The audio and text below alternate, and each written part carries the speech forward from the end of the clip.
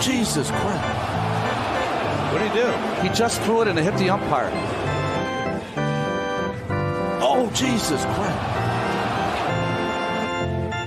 Oh, Jesus Christ. This is what I was afraid of. The most embarrassing ceremony of first pitch in baseball history. This is a disaster. So I'm sitting at home Saturday evening. I was going to call my mom Sunday morning to wish her a happy Mother's Day. And I'm sitting at home, and my mother calls me. Thank you for the flowers. They're beautiful. And my daughter took me to lunch and having a wonderful Mother's Day. And wonderful. You know, so we went through our conversation, and then she goes, your father wants to speak to you.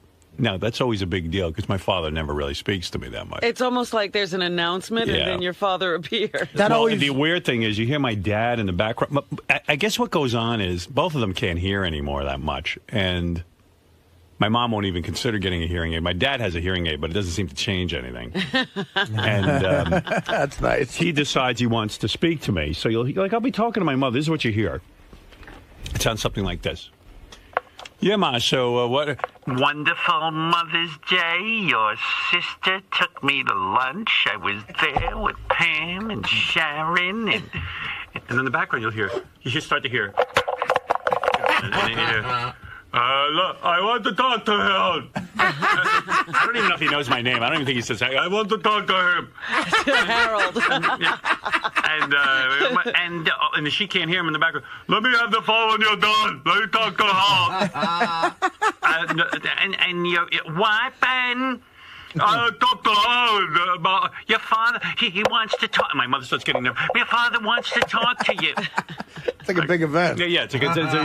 Well, wait. I'll hold on. Hold the presses. Yeah. Stop the presses. And that's got to mean he's got a definite opinion about something. Yeah, like there's something not burning. To say like I love you or something. No, it was something like burning on his mind. So I knew it was big. He goes.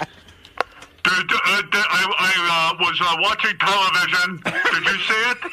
I go, what? Did you see it? I go, see what? I don't know what you're talking about. Look, I was watching television. I tuned by the Met game. And they mentioned your name. I said, they mentioned my name on the Met game. I don't even know. Oh, I go, all right. I go, Gary threw out the first pitch. He's been really nervous. My father doesn't even hear anything. He just goes, barrels on. He goes, that's right. Look, so I never saw a pitch so horrible. I go, what? He goes, I never saw when they would show a pitch on TV like this. I tuned by, and they're talking about Howard Stern's producer threw out the first pitch.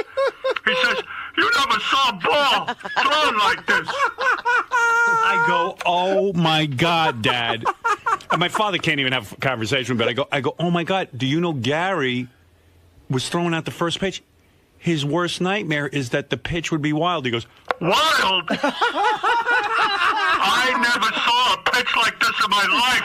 Now my father's goofing on Gary. And I'm like, oh, my goodness. I said, you don't know how unbelievable this is because this is Gary's worst nightmare. He literally talked himself into his worst nightmare. Yeah. I said, this is his worst nightmare. I mean, I go, you're telling me it was awful? Now I'm getting like full of glee because if it was a good pitch, we'd be done. Yeah, it'd be over. Now I'm smelling the first 2 hours of the show are going to be fantastic because Gary's pitch was, he goes, it was unbelievable.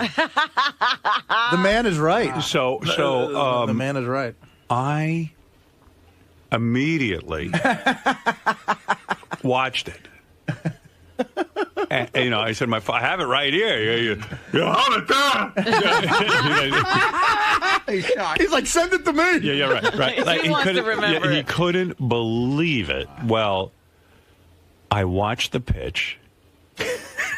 And Beth looks at me and goes, he threw it like a girl. No. So I go, what do you mean? She goes, I guarantee you I can throw better than that. Wow. I guarantee it too. She goes, my father, we used to go out and throw balls all the time. She's the first time.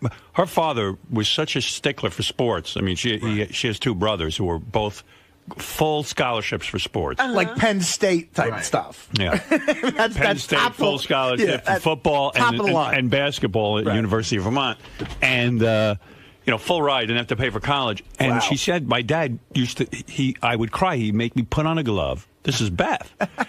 And she says he would throw balls at me until I would catch it. She said the first ball hit me in the head. Oh. And he made me stand there and keep. He was like one of those sports dads. Yeah. Like the great Santini. And she said I was always grateful in a weird way because she goes, I could always play any sport and throw a ball. And I said, yeah. I said, I don't know what happened with this guy. She goes, I've never seen a pitch like this. So and he supposedly can throw a pitch, right? So I don't know who told him that. So we're drinking a bottle of wine at the house.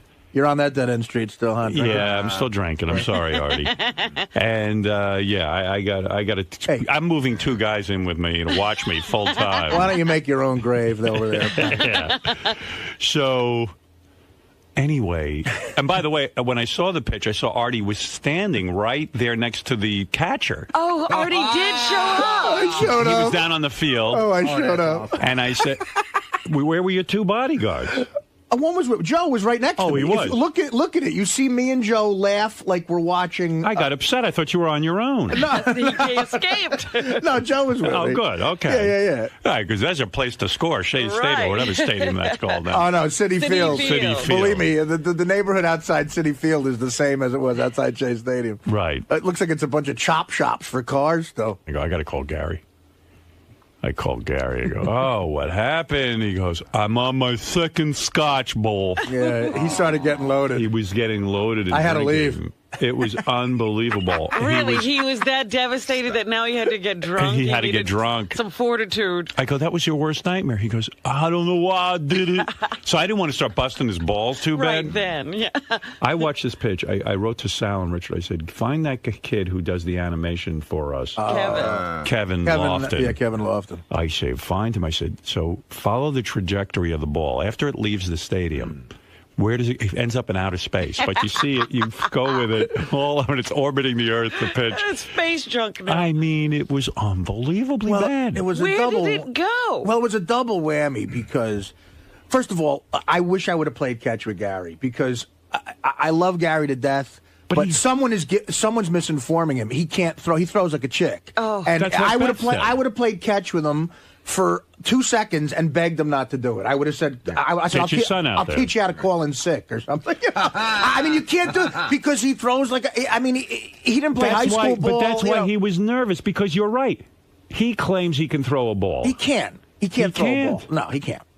I would have known it. John Hine is not his friend because John let him believe he can. Anyone who plays catch with the guy, I said 2 pitches, I could have figured out he can't throw a ball. Did the umpire actually catch the ball, or did he He just go get it. He had to go get it.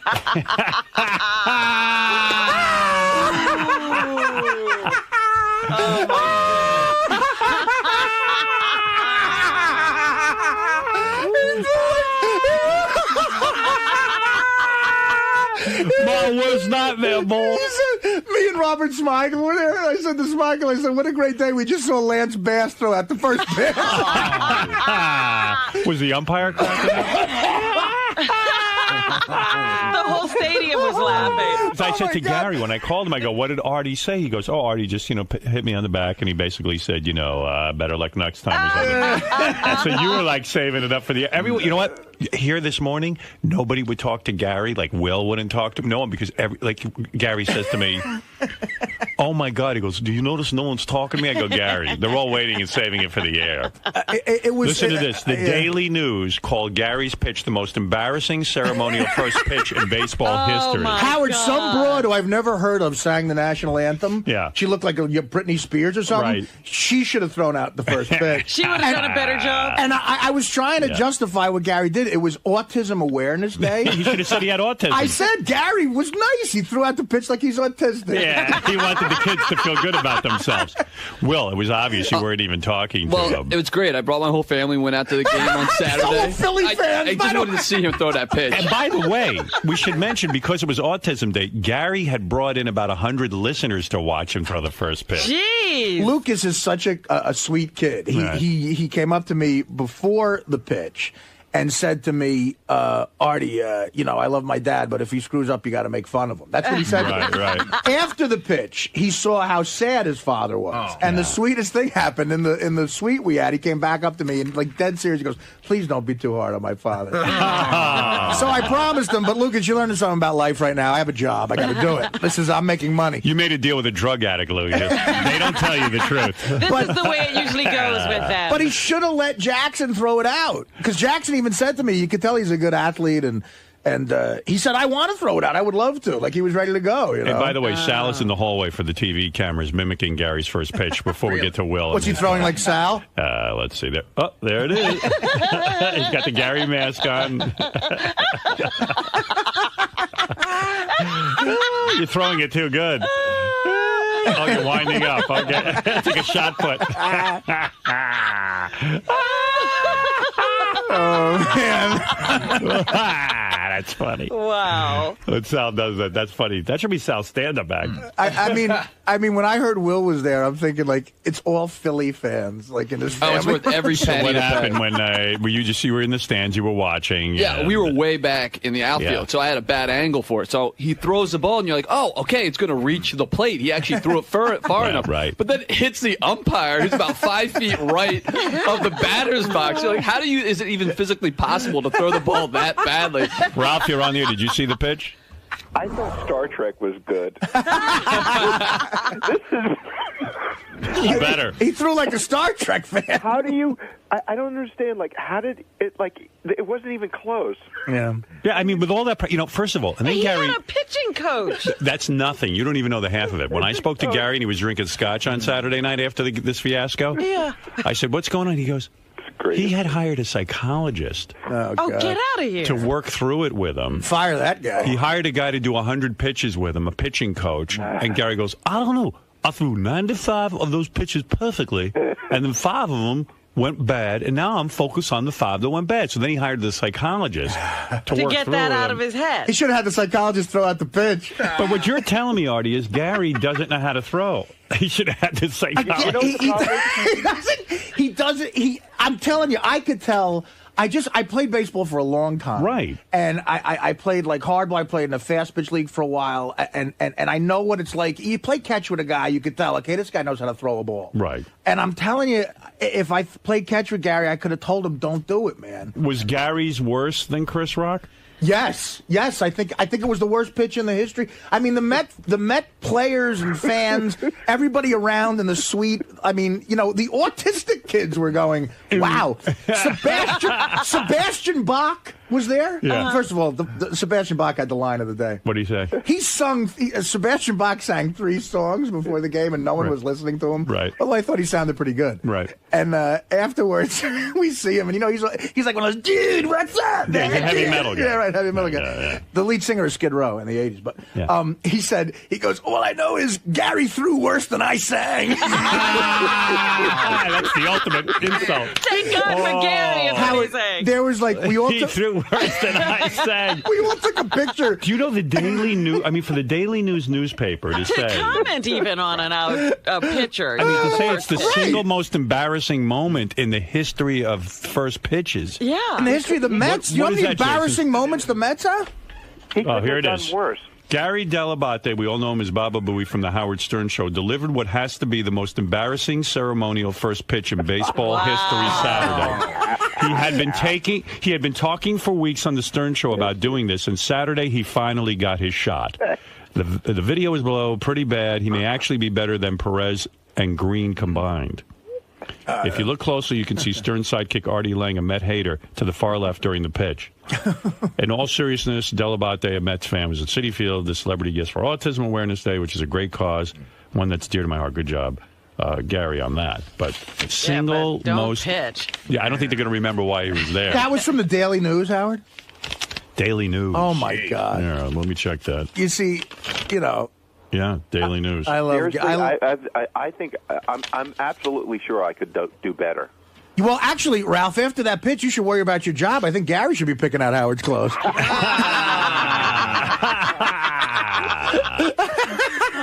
I mean, what was that? What? I mean, Howard, first of all, so in other words, what I'm learning is Gary doesn't know he can't throw. Yeah, and a lot of people. But you know how everyone thinks they're funny? Right. You know what I mean? My buddy's the funniest guy, and then you meet him and you want to punch him in the face. Right.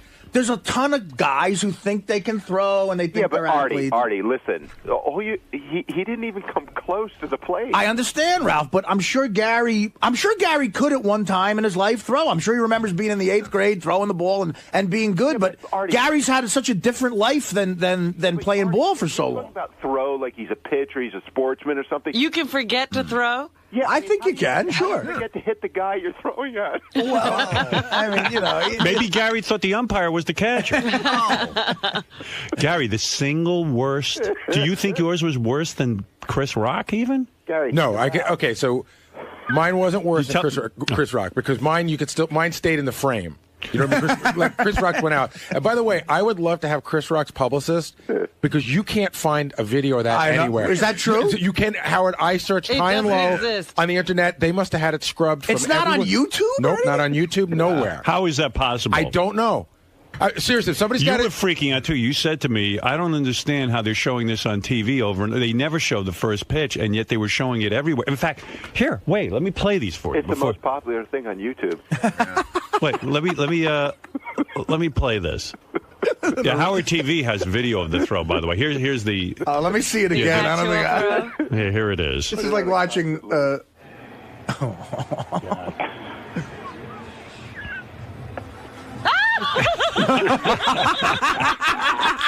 Why did you do this? Well, first of all, there's a couple of things going on. I'll let you. What happened? I swear to God, I can throw, and I swear to God that the way that looks like I can't throw. Okay. And I'll tell you what was going on. No, I'm going to tell you. Explain it. I'll explain it to you as best I can. Like, do you know right away that was the right after you released it? When do you realize this is going horribly wrong? So here's a few things that are going on. I can throw better than that. I promise you. Right. So I'm standing on the side. Yeah, but that doesn't count. No, I got you. I knew it was one pitch. So I'm standing on the side, and I've got like 8 minutes before I have to go out there. I'm just getting more and more nervous, nervous. I start to do that thing that I do. You know Lick how your lips? No, dry heave. Oh, dry heave. I didn't know you did that. Like when I get really nervous, I start to cough like I'm going to throw up. Oh. Gee, I didn't even know about that disgusting. Oh, you didn't? Yeah. I thought you meant licking your lips and teeth. No. I start to get the dry heaves. I've been given so much advice from so many different people. Some people say, just go out and throw it. Don't pitch. What kind of advice are they giving some people say, just go out and throw it and don't pitch. And some people say, go and pitch. And what that was a bad combination of me saying I'll pitch and at the last minute go, no, I'll just throw it. You know what I mean? It was a bad combination of gay guy and chick. Right. Listen, I can't. Did Artie bust your balls there, or you saved it for now? They saved it for now. Yeah, right. That was smart. I'm an 8-year veteran on the show now. I know what to do. Why waste your time there? No one can hear it. I asked Smigel to call me with any joke he had. How bad? So once you release the ball, and you see the umpire trying to chase it down.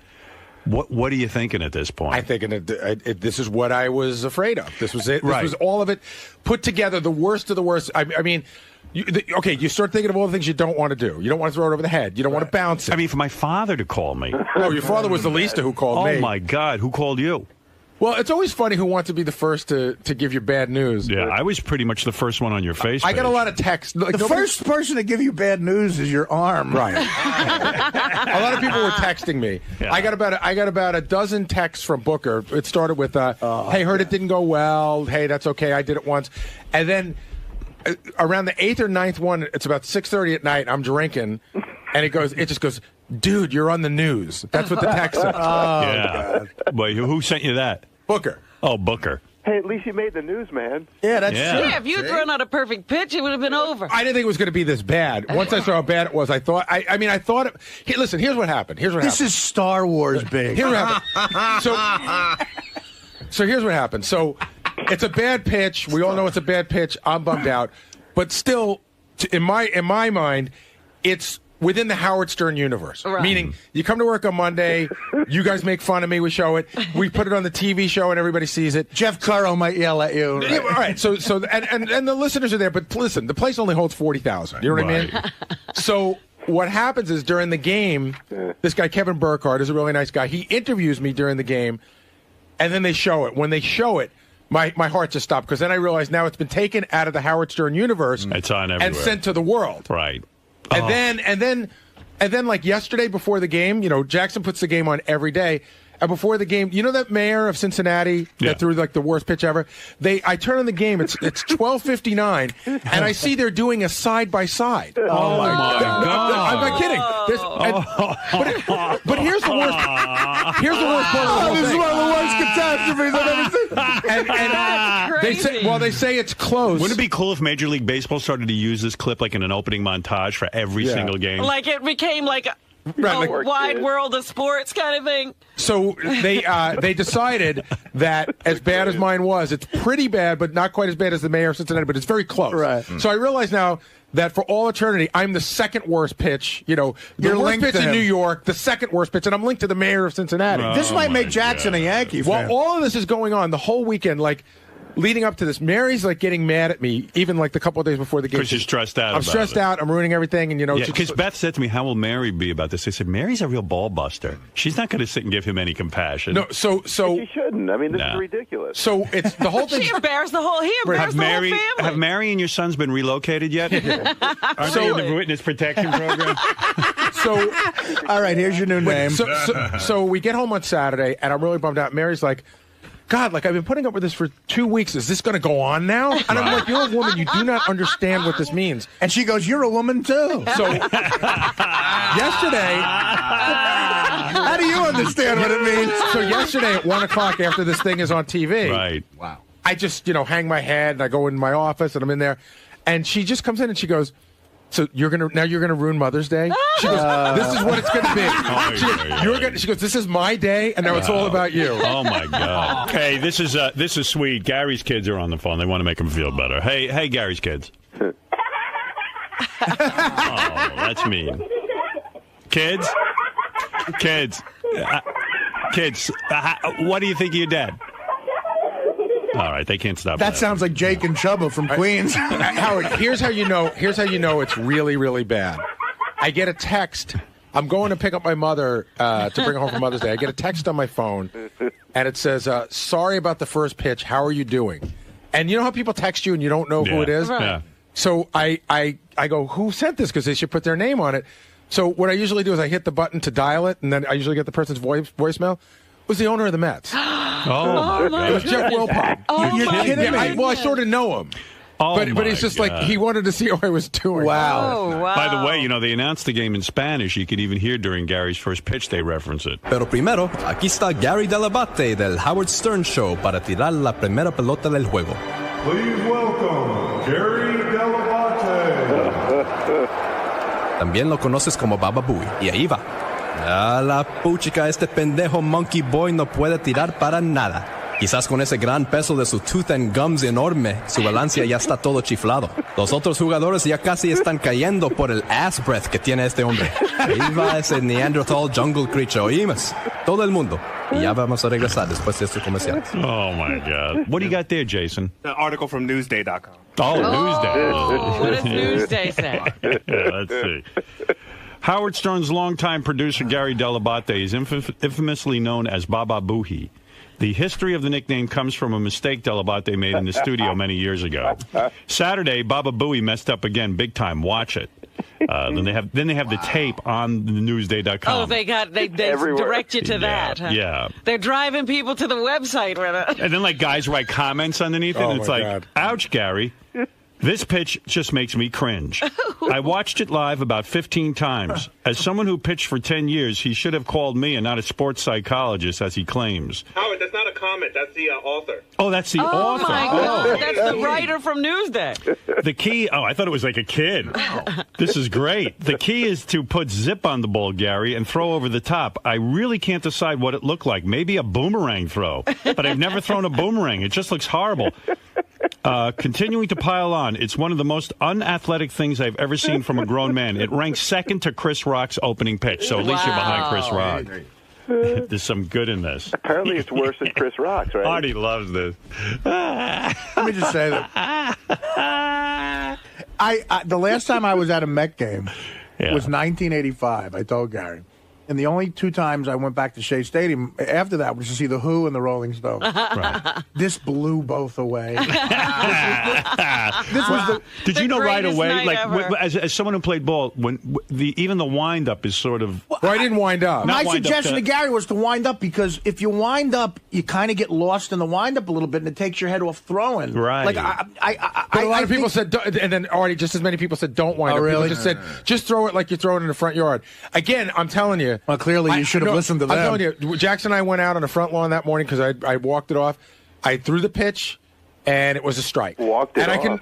In other words, we had the distance. We walked off the distance. Fag.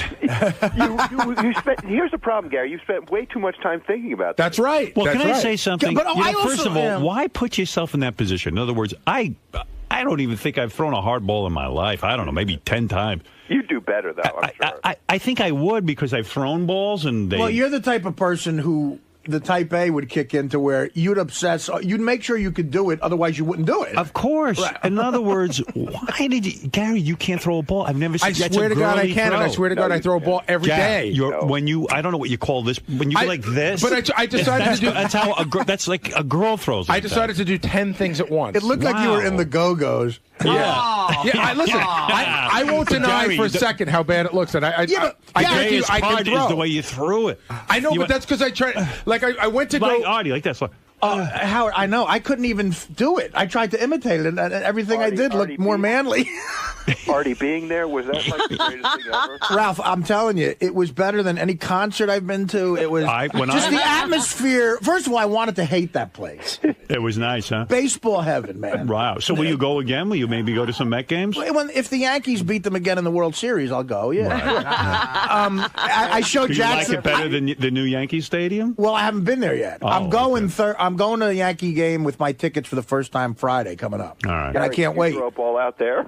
Yeah, but I could hit. If you were sitting at home plate, I probably could hit you. But you want a second shot at this? No. Why don't you? I thought about it. I really did. I thought about it. Would you like me to arrange for that? No. That would be too funny. That would be the best. I understand because it's the pressure that I can't. But I understand what I understand about Gary's situation is the pressure because. Look, I've thrown a baseball a million times, and I threw out the first pitch at a Newark Bears game, which isn't even close to being as devastatingly pressure-packed as this. It's a lot of pressure. But this is his worst thing. In other words, he couldn't have thrown it worse. In other words, let's say he had missed. Let's say he didn't get a strike. Let's say, it dribbled or something. Or maybe he didn't even reach home plate. Yeah. At least this was his worst nightmare. I mean, it couldn't have been worse than it. It was a self-fulfilling prophecy. That ball is somewhere on the moon right It's like now. the greatest episode of Seinfeld ever. Like an air ball. Do they give you the ball afterwards? Oh, yeah, I have it. Oh, did you throw it out? No, it's at my house. I mean, you don't want to be reminded. The ball is defective. Why would you keep that? You know what, Garrett? Throw it in the garbage. You should keep it and have have Lance Bass sign it or something. Yeah, that's funny. Like have every all of gay it, guy all of NSYNC sign it. No, have it analyzed. Good bitch, Joey Fatone. Poor Gary. Gary's standing here while Artie and I are laughing. Robin's laughing. But you know what? And you don't even know what to do with yourself. This is, You expected this. It's expected. Can I just say for people who haven't seen it, with the camera, when the camera's on it, he throws it off camera. No, I know. Hook Nose Mike is on the air. I haven't spoken to him in a while. Hook Nose, hi. Morning, Howard, you hook nose, you bastard. Listen, Gary, you have to let Howard set it up again. You got to redeem yourself. I think in a way you do. Yeah, good. That's good advice, Hook Nose. No, but Gary really needs to go out there and throw the pitch Listen, properly. You need to get this one behind you. Garrett, do me a favor. Can we play catch one day? Yeah. And and then I'm going to come back and I'm going to say if Gary should do it again. I'm going to be brutally honest. Yeah. All right. But Hey, based Howard, on what you saw... Howard film Artie having a catch for Yeah, Gary, we'll film it. But Artie, based on what you saw... Right. I mean, Gary gives you this thing he was winding up, but also doing something else, 10 different throws. Right. The fact of the matter is, he can't throw, and he doesn't know it. And he's one of those guys, like you say, who thinks they're funny, and they're not. Right. And you saw absolutely no indication that he can throw. Major League pitchers are calling Gary and saying it was the worst thing they've ever seen. I mean, The guy from the Daily News the is owner of saying the it. Mets, the Daily News. Oh, my God. I mean, you know what, Gary really is My the father best. hasn't called me in 10 years. Hello? My father goes, my father's like, did you see that pitch? I go, yeah, Dad. He goes, what kind of pitch was that? He goes, well, it was unbelievable. Yeah, we got to call my dad. Guys get angry about that because I get off the plane yesterday and the guy who meets me at the plane says, Gary sucks. Well, Gary is a guy's guy. Like, Gary knows sports. You can talk to sports. So you think it's going to be better. Yeah. This is a disaster. How do I leave the house? Ralph, at the end of the day, it's hugely embarrassing. I still produce a major radio show. He lives in Connecticut. There's all fruits up there. Gary, all that considered, you can't throw a ball. Okay, fine. You can't get a job. Yeah, I have a job. No, you don't. And I can throw a ball better than you. That I would like to see. That I promise you. I'll bet you $1,000 I could throw a ball better than you. I'll tell you what, Ralph, because you're such a big mouth. Yeah. Why don't you go and throw out the first pitch at Citi Field? Sure, why not? I mean, sure because they're not looking for him. No, but I'm saying, he thinks he could throw it better, but but he doesn't care about the pressure because he's half a fag anyway. But Gary, do I have to? He probably can throw it better because he's good. Anyone can outdo that pitch, probably. Well, not anyone. I like the chick who goes, and Gary Baba blew it. Yeah, oh my God! I like when they call him Gary Delabonte. I know, but they all get Baba Booey correct. Yeah, that they get. First of all, if you put it on a scale, when a chick says he Baba blew yeah, Chris Rock grew up, I think, in a project in Bed-Stuy. Right. He probably never played There Little wasn't League. a field anywhere near him. Exactly. Yeah. You know what I mean? Like his father probably left him at an early age. I don't know if Rock. He's from his father was there. Oh, really? Yeah, but black guy and his father was there. Okay. According to the show, everyone hates Chris. He's got a dad. I don't know, but he grew up in Bed-Stuy. I know, so there's he probably didn't spend a lot of time playing ball. Yeah. So you gotta give Rock that a little bit. Gary actually played. Gary's is probably worse than Chris is on that level. I mean, all the preparation. Yeah. Right. Yeah. Doug Goodstein from Howard TV. We have multiple angles of this, so we just analyzed a side angle of Gary, and in mid-pitch, you'll see he licks his lips too. By the way, how do you have multiple angles of this? Because you were allowed to shoot this. Yeah, we're doing a real licensing deal with Major League Baseball. Yeah, Doug sends before you roll stolen footage. Yeah, Doug sends me a note this morning. Tell everyone not to watch YouTube. To only watch it on Howard TV because we have a licensed agreement with the Major League Baseball. It's just frustrating. I'm sitting there laughing. Yeah, okay, Doug. Yeah, everybody's going to say, then it's I'm so going to watch I spent hours making a deal with Major League Baseball on Friday, and then Yeah, but you got the multiple angles and stuff. Everyone will tune into Howard TV. Look, Howard's a powerful guy, but I don't think in this day and age he's going to get no one to watch YouTube. I know, but Howard says no one watch YouTube. I didn't say that. I said if you're going to promote Howard TV, not YouTube, where it's illegal. Well, no one's going to wait for Howard TV. Right. They're going to watch it on YouTube, but you're going to have a funny multiple angle. And then after this, there's also a shot when Gary ran out. He did something weird too. I don't even know if I just jumped over the line. Yeah, he did like a weird hop over the line. All right, so here's Gary from another angle. Artie, watch carefully. You're our expert. Go ahead. Here we go. Look, where did he go wrong? Ooh. Right there. Yeah. See, even I know, and I'm not an expert. Oh, look at his face. Oh. It looks like he was aiming for the stands. There's a beaten man. You look like a beaten man. Are any Met players laughing in the background? Well, that's another thing. So I got a buddy who works for Rawlings, and he knows all the players. So the whole time he's emailing me, like, good luck with the pitch, how did it go? And he sent me back a note. This is probably the most stinging one of all. I got reports from all the players. It's worse than you imagine. Oh, my God. So that means, like, the players are like, now it's like the inside joke of the clubhouse. Yeah. I know how much this matters to Gary. And it would matter to me, too, Gary. Yeah. I mean, what I would say in my head was, just don't look like a chick. Right. You know what I mean? Like, I would throw it as hard as I could, and if it went wild, I would go, look, a lot of Major League pitchers throw wild, too. Absolutely. But just don't look like a broad. I don't know. It's a lot of pressure. Artie, be honest. You wouldn't have thrown a ball like that. No, of course he wouldn't. It's physically impossible. Here's that little hop. You couldn't look like that. I don't think so. Here's the Gary hop. Well, that's superstition. That's a lot of players do that. Managers do that. He should have stepped all over that line. Yeah, well, I don't know why you cared about superstition. And I just want to point out one thing. Not that it matters much, but I didn't hire a sports psychiatrist. The guy, Fred, the guy emailed Fred and whatever. Then I called, but I didn't hire him. I didn't pay him. You met with him though? No. He gave me his phone number, and I talked to him on the way home one day. Yeah. He was a big help. How are you a Little League coach? Do you teach the kids how to throw? Oh, my God. How can he go back? Well, Little League chicks play. Well, no, by the time I get them, they know how to throw, so I'm not teaching them how to throw. I'm teaching them where to throw. Listen, I pitch batting practice. I'm telling you, I can do better than that. Right. Batting practice. You know what's the greatest Batting thing? practice for who? For the guys in the dugout?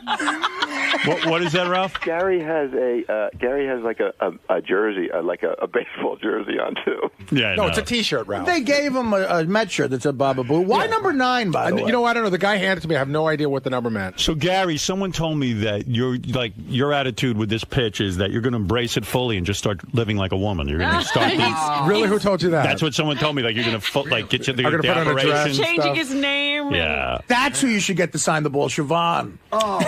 Dominic, you're on the air. Well, two things. First thing, I had to go to criminal court Sunday morning. A businessman got into a fight with his girlfriend, beat her up. I go all the way in the back where everyone's locked up and all these people are in there. And I go up to my client, and here he is, never in trouble in his life. He says, first thing he says to me is, did you see that pitch? Is that true? Is there any chance that that's true, There's Howard? no way that's true. Dominic is so... Guys in jail? Can I tell you, walking in the streets, people are yelling it out?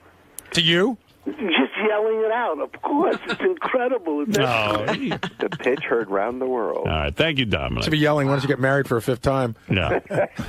Yeah, I'm not sure which is more embarrassing. You're dating your ex-wife? Speaking of Dominic, Gary would have done better if he just ran up to the umpire and hit him with a plate of pasta.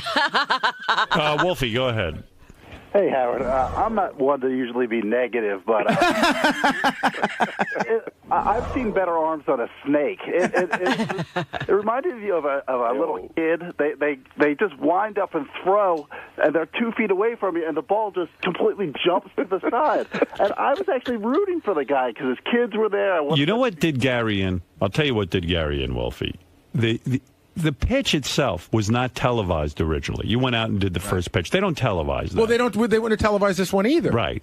What happened the pitch was, in general is not televised. You were interviewed during the game, and that's what did you in. They did the replay. That's what I'm saying. That was in the body. That's when it was taken out of the Howard Stern universe and brought to the whole world. That's what did me in. Brett, go ahead. You're on the air. Hey, Gary. I just want to know which is more embarrassing to look at, your pitch or your boo-hoo, I miss you video. Oh, the love video. Oh. Which is worse to you in terms of, like, the show and taking abuse? So it's hard to tell. This one's too new. Right. Like, I need a couple of weeks to go by, but I guess they're probably pretty equal. By a mile. Ralph, I was just talking. This is really embarrassing, Gary. The only thing that sucks about this for Gary is he can't sell you the video. That's right. Happened already. Yeah. A freebie. Yeah, that love video was pretty bad, but so this is way worse. Gary says the pitch is worse. I would think the love video would be worse. I said I haven't decided yet. How did you do? You did interviews after that? Like, how did you just not run out of there? Because I had an obligation to the Autism Society, et cetera, et cetera. Since the pitch, have you had sex with Mary yet? I bet you haven't even had sex. No, but that's not any. Do you feel like anything? Like, I mean, if it was a strike, I don't think we would have had sex. You can't possibly get it out to a woman after that. Wow. Right? Oh, God. Yeah, that's right, Ralph. I can't. Ralph is so astute. Well, let's go to Mr. Warmth. Hi.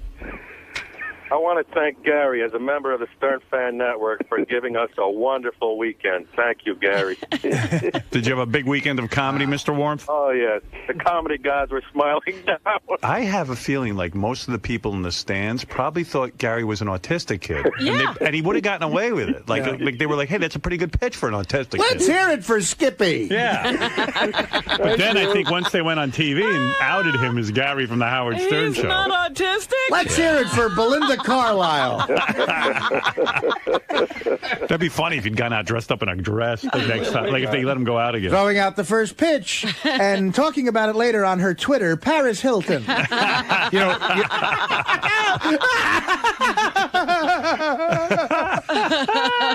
Artie, I got a question for you. Oh, you doubled over with laughter on the field.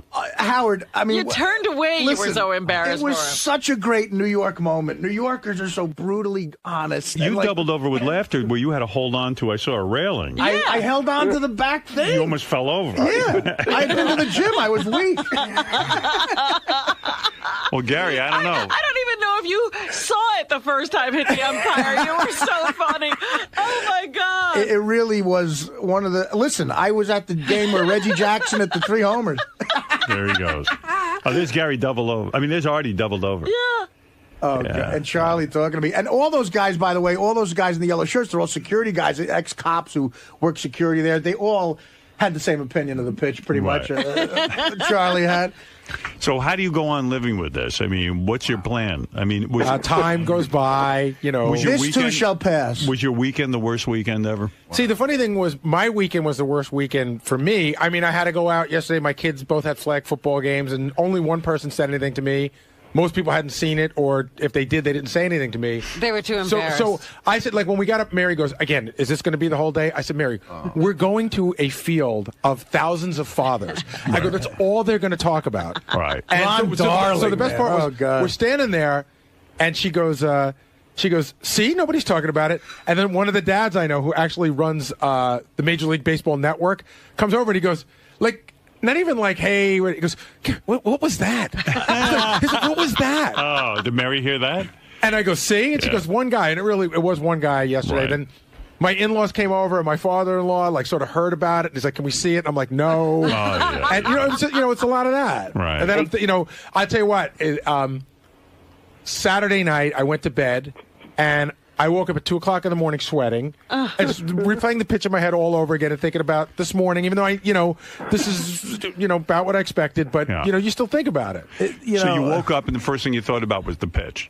And like how... Like, it was like literally in my head, you just replay it over, like, why did I throw it like that? Why didn't I just do what I was going to do? Like Scott Norwood. Yeah. Pretty much. What were you going to do?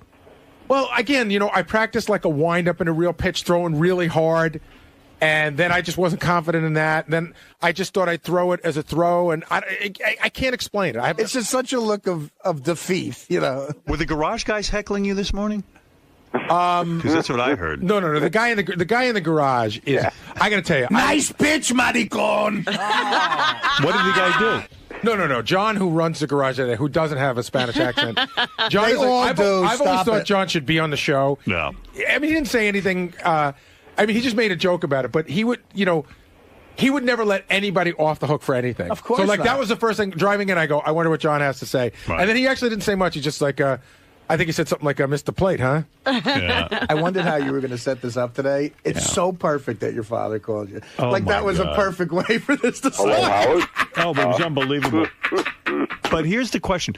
Will this go away eventually, or is this one of those things that's just always going to be very, very prevalent on the show? Always going to be very prevalent on the show. All right. Howard, do you realize that for everyone from now on who's going to throw out the first pitch, people's advice is going to be, look, whatever you do, don't delabate that pitch. So I think that's what I told. Delabate will become a word. But that's what I told Mary. It'll be a verb. When Mary and I were arguing about this, and she's like, "Oh, get over it." I go, "You don't understand. I have now become like a benchmark." Yeah, absolutely. And she's like, "Whatever. You guys are such guys." Jeff the drunk, you have the last word. Gary, Oh, boy. Yes, Jeff. I just want to say I'm very, very sorry here. But I didn't expect nothing less of you. I was watching it from my house that happens to be a Volkswagen bus.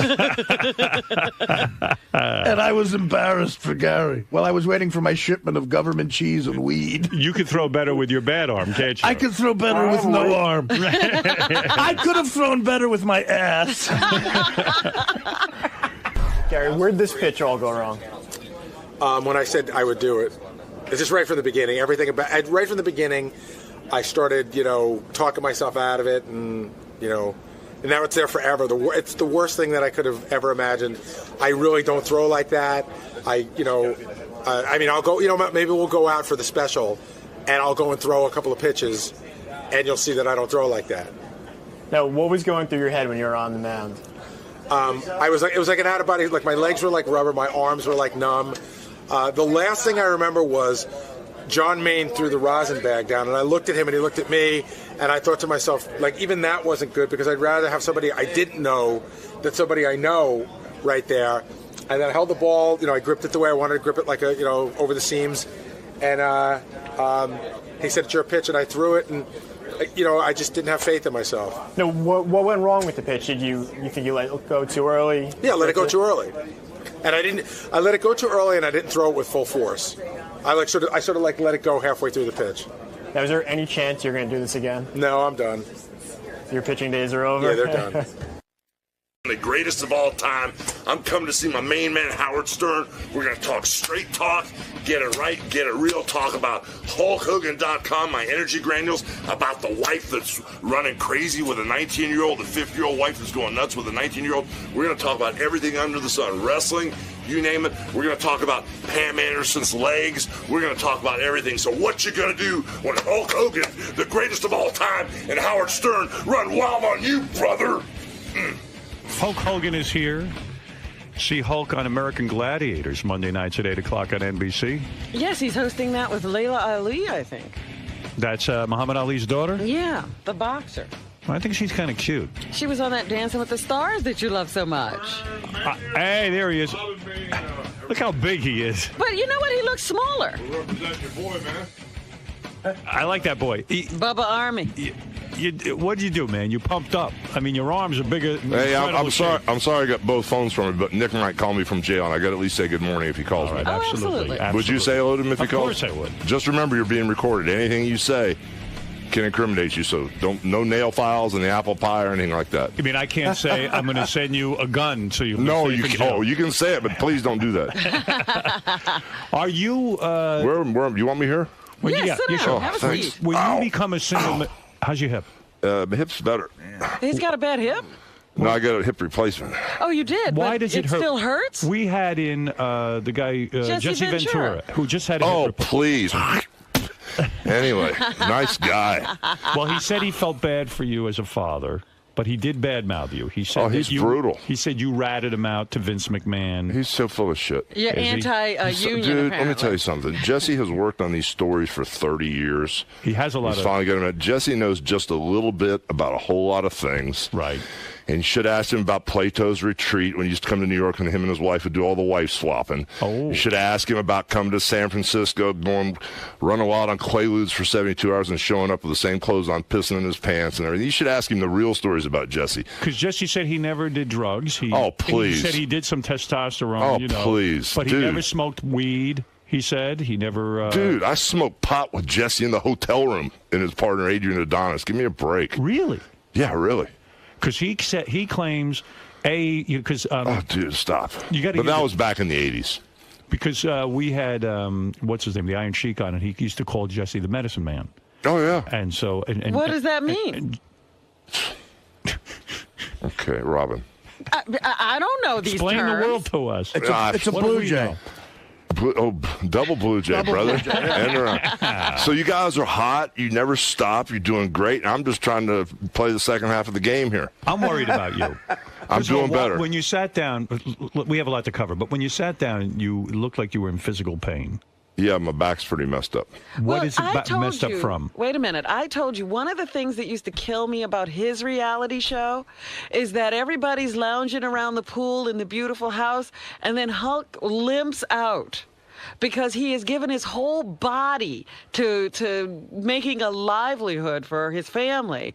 And it always seemed that, he was not appreciated. Yeah, did you start to feel, because now we can really talk. Did you You know we can, brother. Yes. Did you start? Gloves are off. Did you start to feel? And you love it. I do. Did you start to feel as a man, shit, I gave my whole body, really. I mean, you're racked in pain. You spent a lot of years hustling on the road for a living. Not that some of it wasn't fun, but a lot of it's pretty dreary.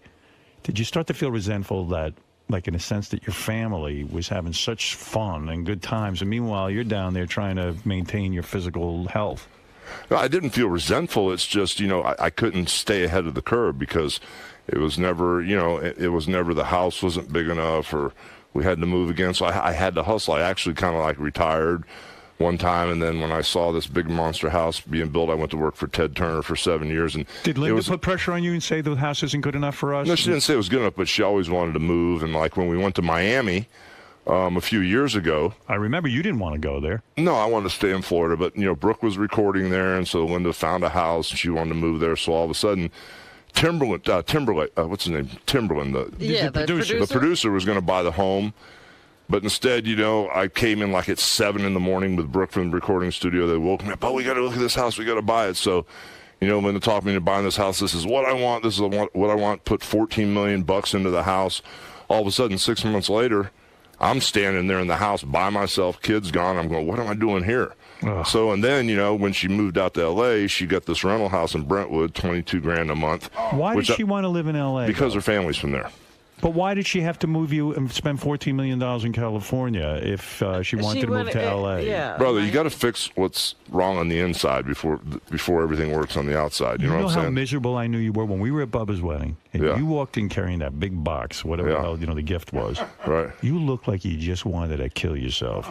You're carrying this big box. I said, this guy needs to get laid so fucking badly. The other thing was, Linda was there, and she was holding hands with a girl. I'm telling. Oh, I can't even remember. Oh, you want your lawyer on the phone? I'll put him on. I'll keep him up. David Houston? Yeah. All right. Dave, you want to be on here? I know you said you wanted Dirty to be Dave. Terry, how are you? I'm doing great, man. Hey, Dave. So anyway, I knew you were miserable that day. I said, this guy's aching to get out there and play around a little bit. But at the beginning of the reality show, did you know your marriage was in trouble? Yeah, I did. We had problems. I remember, I was married 23 years. I remember about the 3-year mark when we started to have a few little problems. I went to her parents and I said, Gail and Joe, I said, hey, Linda's kind of wild, and, I'm having some problems with, the wine and this and that. They go, well, you married her. I went, oh, thanks. I mean, like, nobody told me. Problem now. Like, they were happy to get rid of her. I went, oh, my God. Hey, I know I'm jumping all over the place. Brooke's thinking of doing Playboy? You're going to let that go down? Here's what's going on. What's going on? Brooke, when she was 16, got a call to do Playboy. That's crazy. So I called him back, and I said, very gracefully, she's only 16 years old. Thanks for the call. We appreciate the interest. Bang. So now all of a sudden, her reality show's taken off. She did some really great numbers the last couple of weeks. I've been watching the show. I have too. Yeah. Playboy, she said to say hello too. She loves you. I love her. Playboy called and said, we want you on the cover of the 55th anniversary where they'll have Drew Barrymore, Marilyn Monroe, and everybody inside. So she calls me and asks me what I think. I said, well, the first thing you say on a business call like that is we're very interested. Let us find out more about it. Right. Now, Playboy could be something where they just got you on the cover and they do nice little pictures, or Playboy could be where they get you on the cover and they want the full-blown spread. And you have to make that decision. Right. Because it's a major career momentum-shifting move, which can make your career skyrocket or it can put you in the tank. So you got to be real careful. So you would be okay with it if she decides to do it? Bro, I'm not okay with it because I got this old redneck, old school mentality, which is barbaric. But at the end of the day, Brooke is 20 years old, bro. And I did this whole bluffing act of don't talk to Brooke, don't look at her till she was 18. Right. But I'm pretty easy, bro. I'm not like a double standard guy. I mean, I can't, run the game one way, then have the rules different for somebody else. But I said, Brooke, you really have to think this through and make the right decision. Timing-wise. Would you look at the pictorial? No, hell no. You would never want to see your daughter. No, but God. You put suntan lotion on her butt. Yeah, well, I put baby lotion on her butt when she was a baby, too. She's my daughter. You're catching a lot of shit for that, right? You know what? That's all. You know what? It's in the bottom of somebody's birdcage the next day. Who gives a shit anyway? But at the end of the day, if Brooke makes that choice, I'll support her. I think right now it's the wrong time. Really? I think it's the wrong time. I agree, now. and I'll tell you why. What is the right time? Because I don't know. Probably down the road when she needs to. Well, you can ask Pam Anderson. She knows when the right time is. Hell, I don't know. I've never done it. No, Brooke's got something going on now. She doesn't need it. She doesn't need it. Yeah. And the best time for her to do it is when Hulk is dead. I see. That's the best time to do it. Let him pass away, and then she can go in the fucking magazine and be Once naked. Once he's 6 feet under. Yeah, I like her. I find her charismatic. He is fascinated. I watch the show every week, and I don't even know why. Let me tell you one thing about Brooke. Why do I like that? I got to tell you one thing about Brooke. She is the most honest, pure, nicest person. She doesn't have a bad bone in her body. She is loyal to a fault. You think the guy that ends up with her? Yeah, but hold it. You think she could be a good wife? She's been spoiled her whole life. No, bro, she hasn't been spoiled. Yeah, you have given her a lifestyle. You forget. You've given her an incredible lifestyle. She's used to getting whatever she wants. She lives in a luxury condo. She works her ass off. Yes, but still, she's going to expect some guy to take care of her the way you do. And you take care of her. Well, why would you marry somebody and lower your standards or even make a lateral move? Did you ever have to spank her when she was a kid? This is the truth, the honest truth. When she was she'd still had diapers on. Right. And I don't know if she was 2 years old or how old she was, but I was packing my wrestling bag trying to get ready to do another Vince McMahon extravaganza. And every time I'd pack my bag, she'd take something out. I'd put something in, she'd take a knee pad out. I'd put a boot in, she'd take a boot out. And I hit her on the butt on the poopy diaper. Right. And I still never heard the end of it. I mean, I smacked her one time on the ass, And she still talks about it. I would have to spank her. You know what? I'm looking at his finger, and he has a tattoo. Oh, I'm getting that removed. What tattoo? Is that? That's my wife's name, Linda. Uh-huh. Oh, on your ring finger? Yeah, I'm getting that removed. You know, I'm getting married in a couple of, weeks or so. We need to have a talk. And I'm getting a tattoo. We should talk. Why? Why should we talk? Well, because... You know. Because, brother, let me tell you something. Go ahead. 10 years from now, you'll be looking at me going, Hogan, we should have had that talk, brother. Really? Yeah. We should have had that talk. And I know Beth's a great girl. She is. She's an awesome girl, but still, man, you know. You think love can't work? I didn't say love can't work. I say, why mess love up with marriage? No, I'm not that sour. Well, maybe you're right.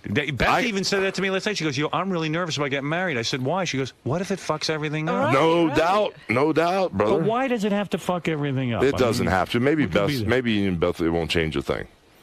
But, but if it does change a thing, cover your ass business-wise. Oh, so what's going on with that now? You're going to get cleaned out. Of course I am. What about Florida law? Luke was in here. Is the divorce in Florida? Is divorce in Florida or California?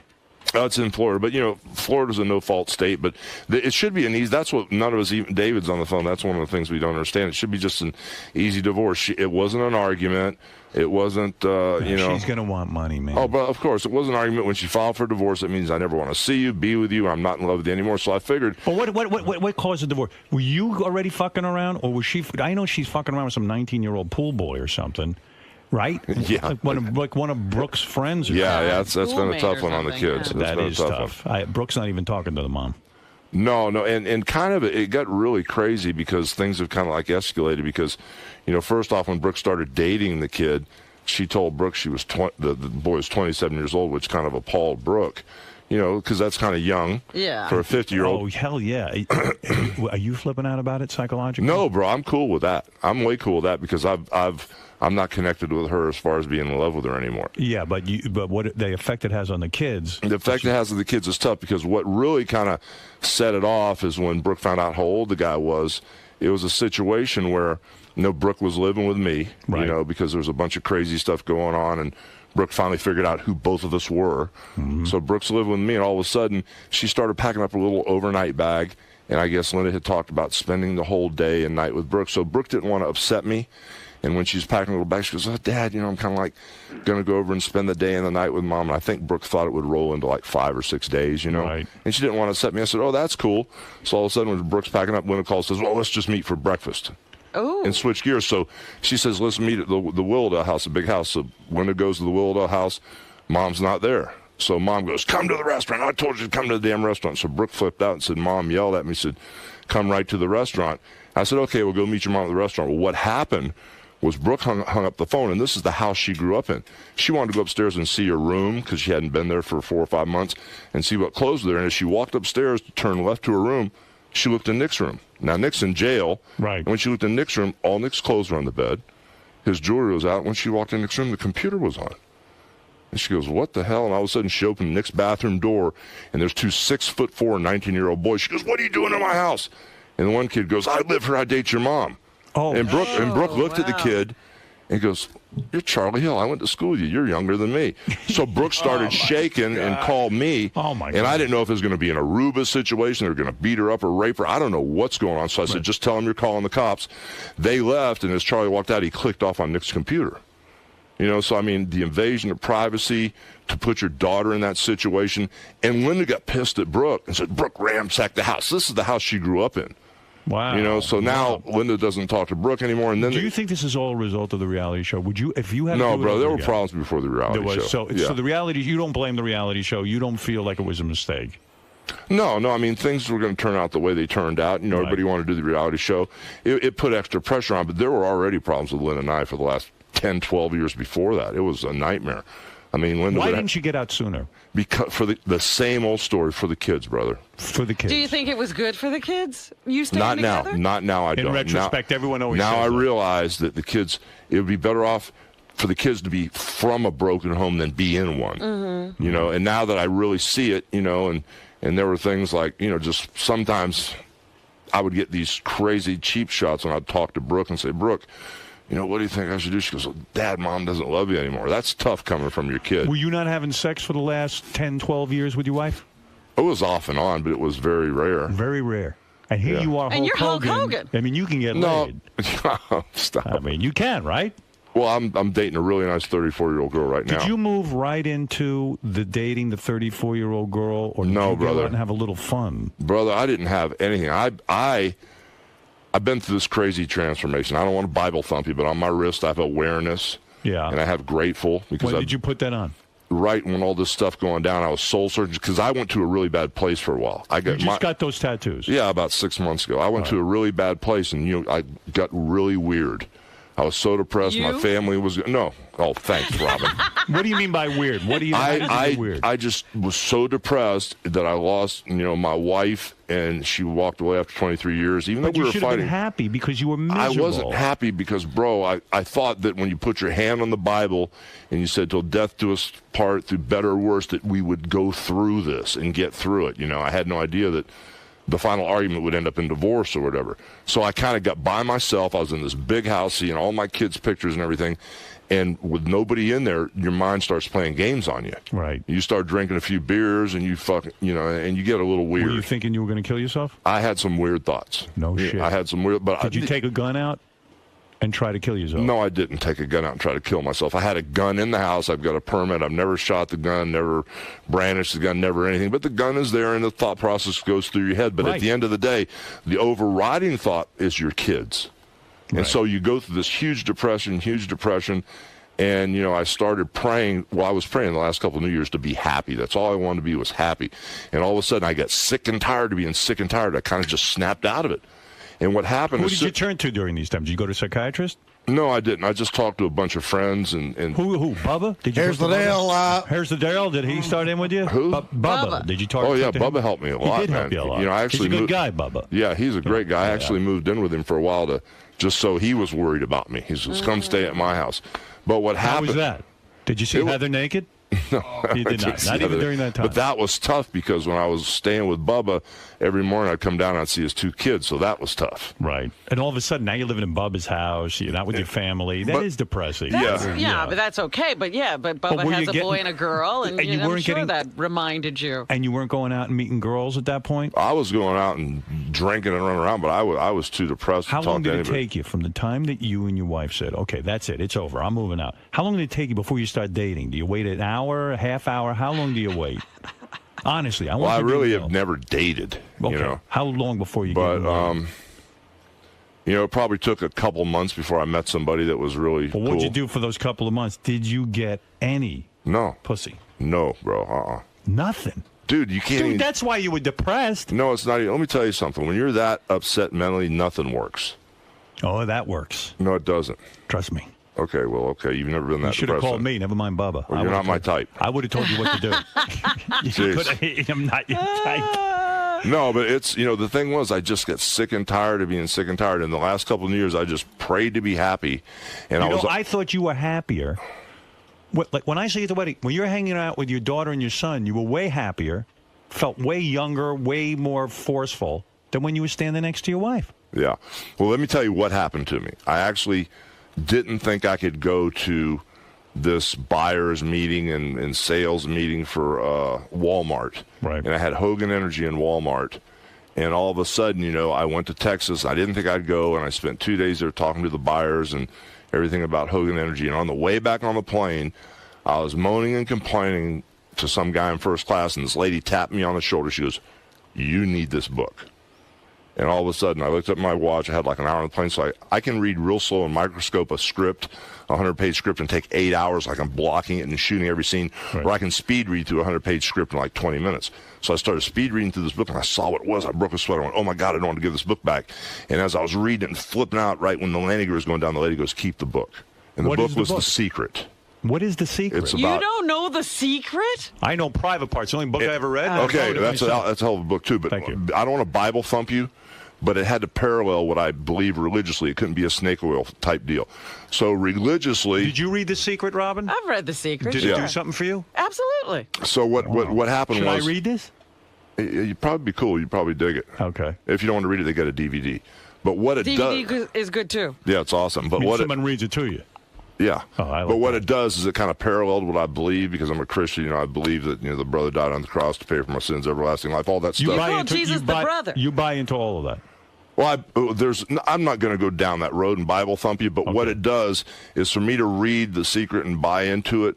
You know, God created energy and all this stuff, and that's what The Secret is about. It got you out of your depression. Right, and it's all about positive thinking and the law of attraction. Just like the law of gravity really works, whether you know it or not. Right.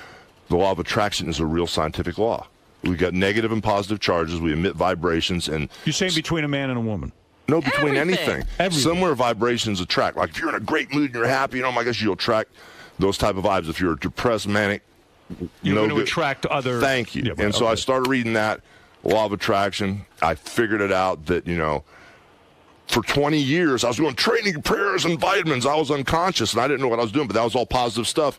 And the law of attraction works whether you like it or not. So I attracted career, money, and whatever I attracted. Now all of a sudden I became aware. Yes. I'm conscious, and this is a real law I can use, so I can manifest and be happy and attract the right people and the right business and stuff. So that's what got me out of my thing. Got you out of your thing. Yeah.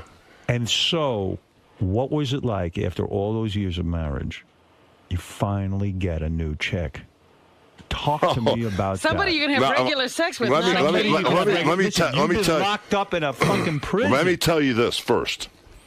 The only way I can describe it is I was breathing all this dirty air, and I thought we were supposed to hate and be miserable and life sucks. And even though we went out with these people and we had a nice dinner, as soon as they leave, oh, I hate them, they're no good. And I was so used to this mindset of being negative, and it was all this dirty air. As soon as I went out and breathed clean air, I went, oh my God, life is beautiful. People are nice, and so you realized when you were in your marriage with your wife, you got into some negative air. Yeah, bro. You became negative about people. Yeah. Everything became a bummer. Everyone was out to get you, all this shit. And then all of a sudden, your eyes are opened up and you say, you know what? I think I feel like I'm a better person. I don't have to be so angry. And even with all the things that are going down, people go, we're praying for you. They're supportive. They're so nice to me. Even with all these things going down, civil case, my son, the criminal case. Why are you responsible for your son? Okay, your son has No, let me finish 1 second. All the stuff that's going down, I'm happier now than I was when I was married. I believe it. I swear to you. I believe it. You still got stuff going on, though, just like Howard said. You know, those tapes came out of the prison conversations. But that doesn't seem right to me. Like, isn't that private shit? We're going to court now to decide if that's public content, because if that's the case, why haven't we heard the Charles Manson tapes? Why haven't we heard all the OJ tapes? The Paris Hilton tapes, the Ted Bundy who killed all the co-eds in Florida. Those tapes were never released. OJ talking to his lawyers. Yeah, all that stuff's never been released. So all of a sudden they release it, and they release it with a juvenile, a child that's talking. And Nick even signed a paper when he went in jail saying he wanted no publicity. Right. So the Pinellas County legal team made this decision to release the tapes. Now, is this the most painful thing you ever went through in your life, seeing your son be in jail? Yeah, bro. This is the worst, right? But he's doing better. He's doing better because he was sentenced to. First off, everybody that ever had reckless driving, serious bodily injury, or reckless driving and vehicular homicide where the person died when they're under 18, they always get probation. Right. But Nick got sentenced to 8 months minimum security, and the truth is we didn't realize he was going to get put to jail, but he took it like a man. He was accountable. He was responsible. He didn't even turn around and look at me when he got sentenced, which killed me. He just took it like a man. He went in thinking he was getting minimum security. They took him to an adult prison and put him in solitary confinement. Wow. I mean, this isn't just maximum security where, you know, the murderers and the rapists, you know, hang out. This is where the murderers and the rapists fight each other and attack the guards. They put him to solitary confinement to punish him.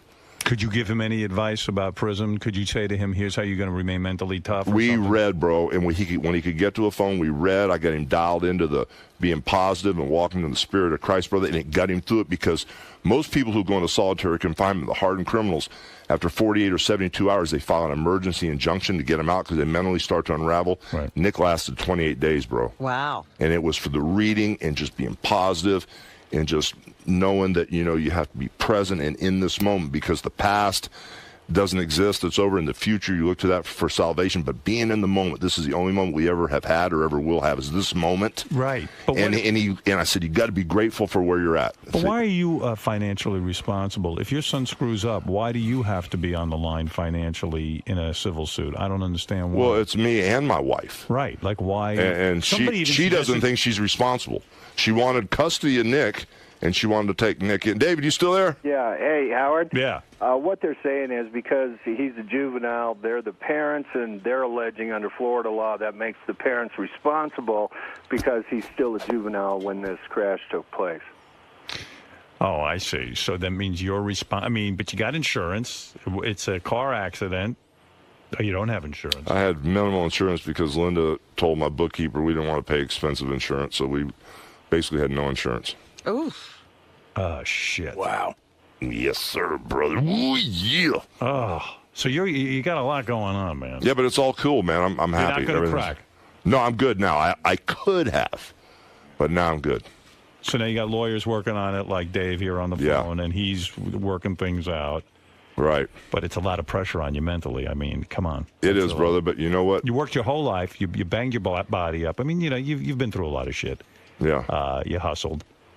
So now to have your financial empire, you got your wife involved in trying to figure out how much money she's going to get. You got She wants it all. She wants it all. All of it. And then you got this lawsuit through what happened with your son. How much wrestling did she do?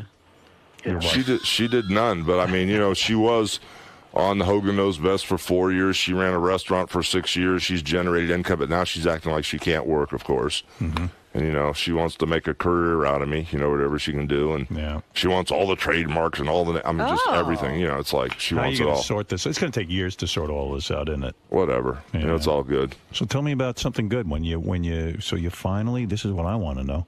You've been married, you were married, 34 years? 20-something? 23. 23 years with the same woman. I don't know. I don't know if you fucked around during the marriage or not.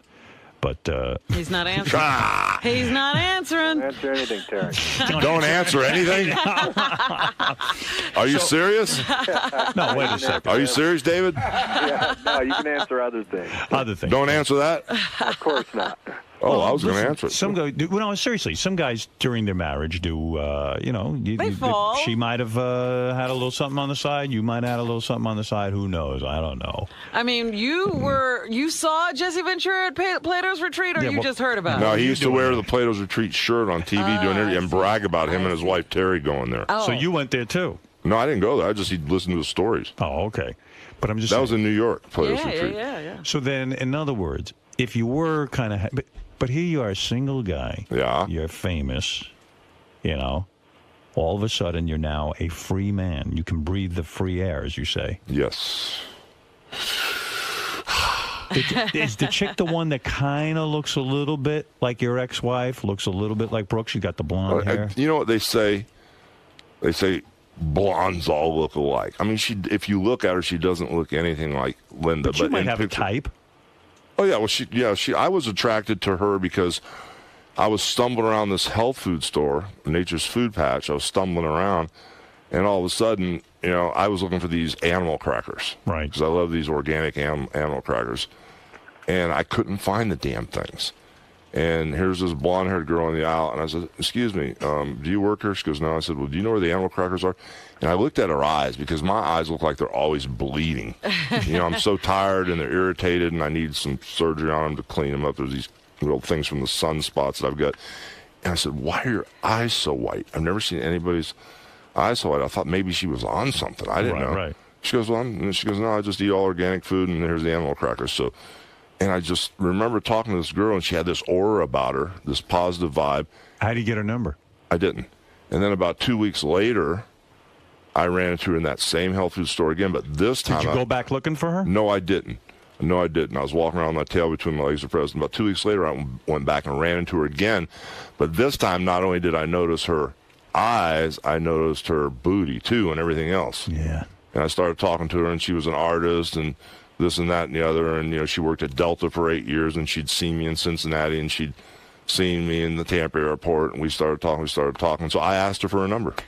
So you ask her for the number, you call her up. Right. Now, where does the famous Hulk Hogan go with a chick on a date? I mean, you're going to be observed by everyone. You got to go be on No, I didn't go on a date, man. I just went by her house and hung out with her. And you went to the house and hung out? Yeah. And I imagine big things happened. Well, it took a while, brother. She's straight as an arrow. What are you talking about? Well, she doesn't drink. She doesn't drink. She doesn't do any drugs. She's straight as an arrow. I still. How long did it I heard take the, you to I get heard into the her F. I heard the F word every day of my life for 23 years. I still haven't heard a cuss word out of her yet. How long does it take you to get a good girl like that? How long did it take you to get her in pants? Dude, I ain't going there. What are you talking about? I ain't going there. You figure it out. You know the answers to everything. 2 weeks. 2 weeks. Quicker. Son of a bitch. No kidding. You still have it. She wanted it. So you spent a lot of time making out, this kind of thing, a little bit of romance. That must have been fun. Let's say in This a is week, different. all of a sudden now, you're inside a new woman. Is it the greatest? Stop. Come on, let's be honest. Stop. Was it the greatest? Was it unbelievable? She's awesome. She's awesome. That's all I can say. And She's you're awesome. going to stay with her. You're going to get into another long-term relationship? But everything in this world is a run. Some people have little, like in the wrestling business, how long was your run in New York? Well, I was in New York a couple months. Well, Hogan, how long was your run in So New York? you don't 20 know. years. You know, I take it one day at a time. She's awesome. Did you tell her you just got out of a long marriage and you're going to be fucking other women?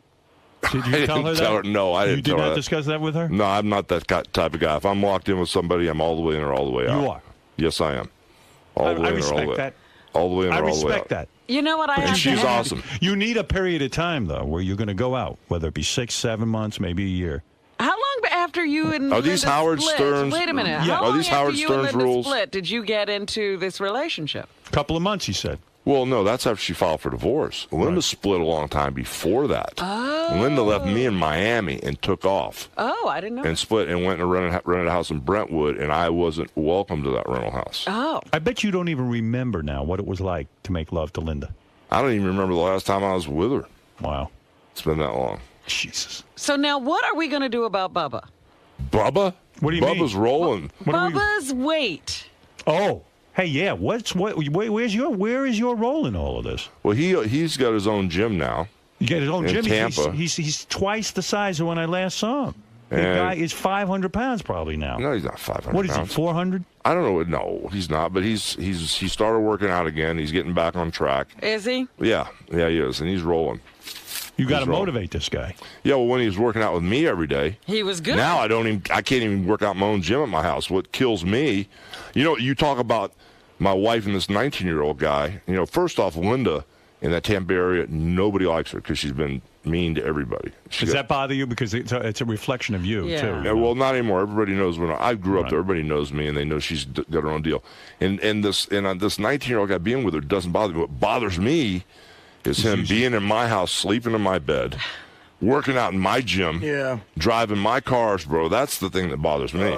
Jesus, of course. This is and- everything you worked for, and that's some house. It's not and the some thing little is, dump. Bubba's strong in that area, Yeah. And he's unloading on Linda, and now Charlie Hill's getting the effects of, being on the wrong side. Oh. Right. So it's getting crazy. Jesus. Well, Things are a I mess. read a quote from you the other day that you said that Linda, of all the, you had a lot of dirty tricks played on you in wrestling, but she's been the dirtiest trickster of all. Well, she took it to really crazy, crazy levels because, there was a situation down in Miami where after Linda left, well, it wasn't even after Linda left. It was before Linda left.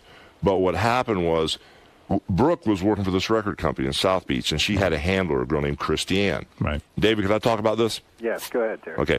She had this handler named Christiane. She was 34 years old, and she was like Brooke's manager, agent for the record label. And Christiane wouldn't call Linda, but Christiane would call me, and she goes, "What is wrong with Brooke today? Why is she crying again? What is wrong with Brooke today?" She said her mother kicked her and cussed her out. What is wrong with Brooke today? I didn't think it could get any worse. And it was every day she'd call him because Linda used to browbeat Brooke every single day. Wow. I don't know. It just went on and on and on. So anyway, at the end of the day, So in front of the cameras, everything was an act because she seemed like she was real good mom. yeah, we got some serious B-roll from Hogan Knows Best. Wait till you see some of this stuff. That might end up in court. Ooh, yeah. It could end up in court. Yeah, but anyway, to make a long story short, finally, Christiane called one time, and I was the one that had nosedived and crashed because it was one of those things where, F you, I hate you, I don't love you anymore, get a divorce, I'm sick of this crap. And like Linda left the day before Thanksgiving, I cooked my first turkey in 23 years, and the kid's going, "Is Mom going to be here for Thanksgiving?" And all of a sudden she came home 4 or 5 days later, which is totally insane. So anyway, when Christiane called, I was crying like a baby, all upset, freaked out. She goes, "Oh, my God, what's wrong with you?" So we started talking. And we started talking. So eventually we hooked up a couple times, you know. Right. And it didn't work out. It wasn't the right thing to do. But anyway, a year later, something happens. Brooke's in Miami. The word goes around. Brooke finds out about it. Oh, yeah. It flipped Brooke out. That you banged her assistant, her co-worker there. Right. Yeah. So Brooke flipped out. Understandably, I was wrong. There's no way you can justify it. Shouldn't have done it. Right. But anyway, at the end of the day, Linda and her Miami attorney, Branco, jumped on it. Brooke was at her house filming Brooke Knows Best, putting her makeup on. They came and signed these papers. So what happened was Brooke signed this paper. I seen my dad, or heard my dad fighting with my mom, the gun, he threatened her life, and Brooke signed all this stuff. So check this out. Now they split. Later in the day, they reworked the draft to get the verbiage the way they wanted. They try to get Brooke to sign it again. So the second draft comes and Brooke crosses it out, says none of this is true. These are all lies. Don't use this. So Brooke, when Brooke moves into me, she's got this huge guilt trip. She explains to me. I said, Brooke, don't even worry about it. Good. Children get manipulated all the time in divorces. Just don't even worry about it. When the time's right, we'll address it. Tell your side of the story, how you're under duress, they manipulate you, and let's not even worry about it, Brooke. I love you to death. That doesn't matter. That's good. All of a sudden, Brooke's show does a great number. Right. And I'm talking about the dirty tricks. Brooke's show does a great number. A couple of weeks, Brooke Knows Best. Yes. Blows VH1 away, the premiere of the show. All of a sudden, I get a call from the Globe magazine. How'd you like to comment on the paper that your wife gave us? I said, what are you talking about? Well, your daughter signed it. They didn't take the second draft that Brooke said, don't use, this is all lies. Linda and Branco took the first draft and called the Globe and gave it to the Globe. Let me ask you a question. And stop. And used Brooke as a stepping stone. She stepped on her own daughter and used her own daughter to get ahead in a divorce situation. And that to me was a straw that broke the camel's back, and that's one of the dirtiest bottom feeder moves I've ever seen. Can I ask you a question? And Brooke is totally devastated by it. Yes, I bet. you can. That's a horrible story, but let me ask you a question. Why can't you and Linda sit down and say, look, the marriage is obviously over. Thank you. No more blood. Thank you. To be spilled. The kids are going to get hurt. We have enough shit going on. Thank you. Let's sit down with an arbitrator and come up with a reasonable agreement where both sides feel good. 50-50 split, whatever it is. I mean, whatever you think is amicable. Right? But you know what? What's up, Dave? What's up? Would you be against a 50-50 split? No. Howard, you would not. We've been trying to do this. We're dealing with a law firm that's publicly announced they're going to go to war. There's no war here. All that Hulk wants to do is get the case settled, and that's what we're going to try to do again coming up in August. I always love when people say, "Why can't you?" Because one party won't do it. Exactly. Well, why not though? But why does I don't. This really is know. her last really hurrah. When Linda's done with me, who's she going to be? It's her last hurrah. At the end of the day, there's no custody here. It's a real simple divorce. Like everybody said, it's a real simple divorce. But in People magazine, Linda's attorney from Miami, Branco, goes, we're going to go to war. I'm going. And what Linda doesn't understand is this Branco, because a lot of people in Miami know him. I hired a forensic accountant that knows the guy. And I said, what's up with this guy? He says, Branco hasn't generated enough fees yet or hasn't got enough publicity. That's because why you it's would not save over. a lot, with all respect to Dave here, you would save a lot of money in legal fees. You're probably going to rack up millions of dollars in legal fees. This is money if this that keeps going on. This is money that you could split. This is money that Linda could have had. This is money I wanted to give to my kids. Right. That they're churning and burning up. But the thing is, they just want a war. They just want a war. So you're caught in hell. This is why marriage is hell. This is the worst part of it. Yes. David, any comment? No, look, what we're going to do is we're going to try to sit down with them, try to pound some sense into them. This isn't about lawyers getting in the newspaper. We're dealing with people. We need to settle this case, resolve it. There's nothing to fight about. Yeah, it sounds like you're both in the position now where you have to embarrass each other and keep answering each other's accusations, and it's just getting uglier and uglier, and you need this behind you. Well, the weird thing is, she's bringing everybody into it, her family, her mother, and everybody. I've done business with her mother. Could you go and knock on her door and say, listen. Linda? No. Could you go and knock on her door and say, do you have a restraining order against you? No, but she had the cops pull me over and lied to him. And what'd she say? And the cops pulled me over when I was going to my apartment because Linda has both houses. Why is that? Oh, Jesus, dude. Because, wait a second. Why don't you have one of the homes? Because when it came down to this whole, when Linda filed for divorce, I talked to my kids and I said, look, guys, and I had no idea Linda was in the kids' ears. And Brooke's told me what's been going on all these years. I didn't know that. Right. That Linda's telling Brooke and Nick, your father threatened to kill me, and if you tell him, he will kill me. He will kill me. I went, what? I mean, but there's all kind of stuff she's so she has the homes because she's told the kid no, she has the big home because when I asked the kids, I said, where do you guys want to live? I said, if you want to, I've got equal power with your mother. If you want to live with your mother, there'll be no problem. But if you want to live with me, I may have to fight a little bit to get you. Right. They said, oh, Dad, we're not worried about you. We should live with Mom. I had no idea she was in their ear. So I said, okay, you guys take the big house. Fine. So anyway, now I go to move to the beach house. I move in there, and I talk to my divorce lawyer, Ann Kerr, and she goes, do you have a gun? And I said, yeah, and I've got a permit, and I've never used it, and never branched it. She goes, well, I want it. I said, why do you want it? Because Linda says she's in fear for her life. I said, Ann, I've never taken the gun out. I've never fired it. I said, okay, you can have the gun back. She goes, where are you living? I said, well, I moved into my beach house. She goes, whose name is it in? I said, well, Linda bought it for me like 15 years ago for the wrestlers to go over and hang out, and it's a marital asset, so I never put it in mine or her name. I just left it in her name. She goes, get out. I said, why? She goes, because this woman is so crazy that if she calls the cops and say that you threaten her life. Hold it. The big house is in your name, isn't it? It's in both of our names. So tell her to get out and let her go live on the beach. Well, I'm over it, man. That house got too many memories. She got in there with the kids and did her thing. This is insane. Yeah. So anyway, this is what it becomes. Yeah. No, but instead of staying in the beach house, I'm going to say something now. My divorce attorney said if she calls the cops and says you threatened her, and she says the house is in her name, they'll come in and get you. She should sit down with you and say, you know what? We're spending all this money on lawyers. You're going to be done. You're going to have $2-3 million in lawyers. No, she's going to care about money. The $2 or $3 million she could have had. She would like him to pay the $2 or $3 million and give her everything else he's got. Well, she's not going to get everything he's got. She's at best going to get 50% of what he's got. Well, you're talking rationally. Is she going after future earnings? Of course. Of course. She wants his trademarks. Everything. Howard, what we're dealing with is a person who's using the money to get back emotionally. This isn't about rational thought, and I think Robin's absolutely hitting it on the head. This is terrible. This is bad. This is bad.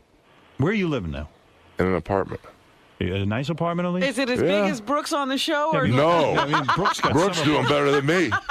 Tell me, but where is she getting all this money? Well, she just moved out this week. She was living with me, but now she's going back to Miami because she's going to start recording again. You need a few bucks? Is that what you're saying? I mean, okay, I don't know what I got on me. Do we need to tide you over? You want me to loan you a few dollars? I'm all right with that. Not today. This is crazy. Bob offered. He did? Yeah. Oh, my God. Bubba's got the biggest heart. He's an amazing But, man. Is this new girl of yours? She's 34. Is she going to want a kid with you? No. Because we're not going there. No. We're not going there. But I'll cut your cock off. No, she's cool, man. She's awesome. She's kept me on track. Hey, do you get along with the Iron Sheik? No, he's an idiot. He's on the phone if you want to speak to him. Hey, put him on. Put him on? All right. Hold on, Dave. You're on too. But all right. Let me make sure. Hey. Iron Sheik, good morning. Iron Sheik. Yes, sir. Good morning. It's Howard Stern. Hello, Mr. Howard Stern. You're on. How are you, sir? Good. You're on with Hulk Hogan. He says he doesn't get along with you, but he would be willing to talk to you. Well, if he wants to, but he insulted me. I didn't insult him. Well, he insulted me. The day I lost my belt to him, he come in the locker room. He said, Shiki, baby, I love you. I owe you one. Now he tell me I'm an idiot. Fuck you, Hulk Hogan. Oh. What is this about? Because I've heard Iron Sheik say this before. He says the day he lost the belt to you, you were going to do something for him. You promised him. Something was going to happen. What do you want Hulk to do? I mean, Hulk's kind of down and out right now. He's going through a lot of shit. I mean, what do you want him to do for you, Sheik? Well, I'm same thing. My wife left me. I live in the apartment. I'm broke, and especially I'm not on your show anymore since Killer Comedian. But I want to let you know over the story. Your radio is number one in the world. You're number one. Thank you. Hulk Hogan, you see, I get along with him. But he do you want to move in with the Hulk? He bullshit me since that he respects me. Because Hulk, what about that? New Jersey, he said, Shiki, baby, I love you. And I lost my belt to him. He said, Shiki, baby, I owe you one. But I called him. He didn't even return my call back. Hulk, what about? He's worse than a wife. Hulk. I'm by myself. I live alone. And I'm in the apartment. So, but I want to let you know, Hulk Hogan, I'm not fucking idiot. You are a fucking idiot to do that to me. And people tell me, break your fucking leg. Take the belt, come to the middle. Sheik, what year did this happen?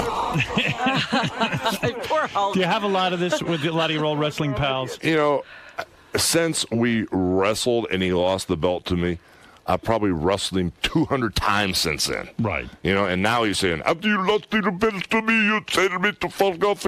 Well, he's out of his mind. You gave him a bunch of I'm going to call those New Jersey cops on you to bust you again. You better shut up. Fuck you, jabroni piece of shit, Bubba. He's a stooge. He kissed your ass. Bubba. Piece of garbage. How many times he sold out Madison Square Garden? How many times he been around the world, Tokyo, Japan, like you and I was? What does the Sheik want from you? Do you have any He's idea? out of his mind, dude. What does he want you to do? Let's figure this out. Maybe we can help him out. He's just an idiot. He's always like this. He's gone. Yeah, and then he'll kiss your ass and hug you when he sees you. You know, Right. He's just working the gimmick. Same old thing. So this is an act? Yeah, he'll see me 2 weeks from now and give me a hug. Yo, Ashiki, you got to kiss it in my ass because you're the shittiest wrestler I've ever worked with. You only had one main event in New York. After that, you were a jabroni doing jobs for everybody. You suck. Your curled up toes suck. And if you don't shut up, I'll stretch your ass. Well, you know, I wasn't a jabroni. I put you over. And Brett Reagan's my student and myself. Without me, Hulk Hogan, you'd never be like Michael Jordan. Because all intelligent... You're the biggest guy in wrestling there ever was, right? And is everyone jealous? Before you, but still I respect you, but you don't respect me. I forgive you because I'm a bigger. All right. Oh, you're going to forgive. Thank you. I forgive you too, Sheik. I love you. I love you too, man. All right. Thanks, Chief. That's wrestling, man. There you go. Wow. Well, there you go. If only it could be that easy between you and your ex-wife. Yeah, you resolve that a lot quicker. Right. You resolved. Why can you resolve that, but you can't resolve the thing with your ex-wife? I don't know, man. I thought that was going to be impossible to resolve, and that's already over. No, the next time I see him, he'll give me a big hug and tell me it's crazy. Yeah, well, you can't figure it out. Listen, Hulkamania still exists. You have that. You have your fans. Well, I'm working hard. I'm working hard. Thank you. You got me. You got Bubba. Thank you. You got friends. You got people. Thank you. Don't worry about this. It's going to work itself out. It's got to. You got your lawyer. You got Dave. Let Dave worry about it. And I'm trying to get some stuff going. We just, believe it or not, this is insane. Right. We just got done filming Celebrity Championship Wrestling. What? Now, what is that? It's insane. Now, what are you saying? What are you talking it's about? the craziest thing. Listen, check this out. Brutus, who's out in the hallway, was one of my coaches. Right. Mm-hmm. The other coach was a guy named Nasty Boy Brian Knobs. And we had 3 judges. I was a judge. Okay, baby. Jimmy Hart was a judge. And Eric Bischoff was a judge. It was a reality show. And we had these, and I thought these stars would take this as a joke. What stars? Okay. Dennis Rodman. Okay. Yeah. Danny don't laugh. Danny Bonaducci. Oh, we like Danny. I know Danny will be in for a Don't fight. laugh about this one. Believe me. Dustin Diamond, Screech. Oh, he was one, I know you're going to say no. He was one of the best wrestlers. He had the psychology. I mean, he was so good in the ring, it was ridiculous. We had Butterbean, the boxer. Right. And the best athlete of all, this is going to blow your mind, Todd Bridges. Is it a good show? Oh, dude. When does that air? Now, let me tell you something. In October, and it's on CMT, and they gave us a good enough budget to really shoot the show the right way. And what is so crazy, I know a little bit about wrestling. I watched the WWE. It's the only show in town. It's pretty much a cookie-cutter, repetitive type little situation. And I didn't watch for a while, but I've really been watching it lately just to microscope it. You still friends with Vince? Yeah. Okay. Wait till you see what we've got. I mean, it is going to blow your mind when you see, and Bubba's going to probably do the voiceovers for us. He said he would. But when you see what we've got, it's going to give, it's like the art form. It tells a story. The good guys, the bad guys, you get on the edge of your seat, you cheer, you boo. It's what they're... That sounds... I would watch that. Yeah, it sounds interesting. It's not... And we had Tiffany. Oh, my God. When I eliminated Tiffany, you know how Donald Trump says you're fired? Yeah. You know what my line was? What was it? You're a jabroni. Get out of my ring. When I said it to Tiffany, the singer, she wanted to fight me. She went out in the parking lot, wanted to fight me. She becomes a wrestler, too? She wrestled. We had this girl named Erin that was Tabitha on Bewitched. We had this Playboy girl, Nikki Ziering. Yeah. And we had this Trish Shell from the Real World that was in the hot tub with everybody doing her thing. Really? And so it was insanely insane. Oh my God. And what about... This is the greatest of all. Frank Stallone started out working his gimmick, doing his big brother Sly Stallone boxing gimmick. Yeah.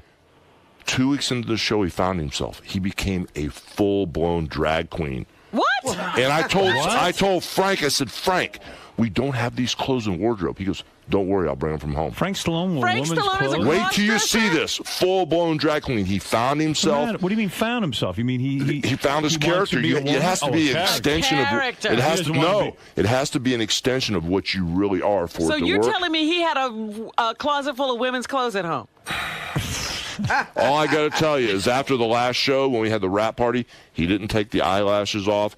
He didn't take the makeup off. Holy shit. He didn't take the clothes off. Frank Stallone found himself, brother. I can't even believe it. Ask him about it. I told him I was going to. Also, what is this, American Gladiators, Monday nights, 8 o'clock on NBC? You're part of that? Yeah, bro. Oh, stop it, man. This is the second What is season. I don't know anything about American Gladiators. I'm going to tell Brooke never to talk to you again. Oh, I'm going to. Layla Ali, I'm getting married. Layla Ali is I be your son-in-law? I wish you were. Layla Ali. No, you don't. Yes, I do. Layla Ali. I treat her right, I'll tell you that. I know you would. Layla Ali is my co-host. And she wouldn't be in Playboy. Can I talk about Layla? Well, he's talking about marrying your daughter. Okay. Talking about marrying your daughter now, and you're going to talk about Layla Ali? If she's married to you, she wouldn't have to be in Playboy. Layla Ali is my co-host. Right.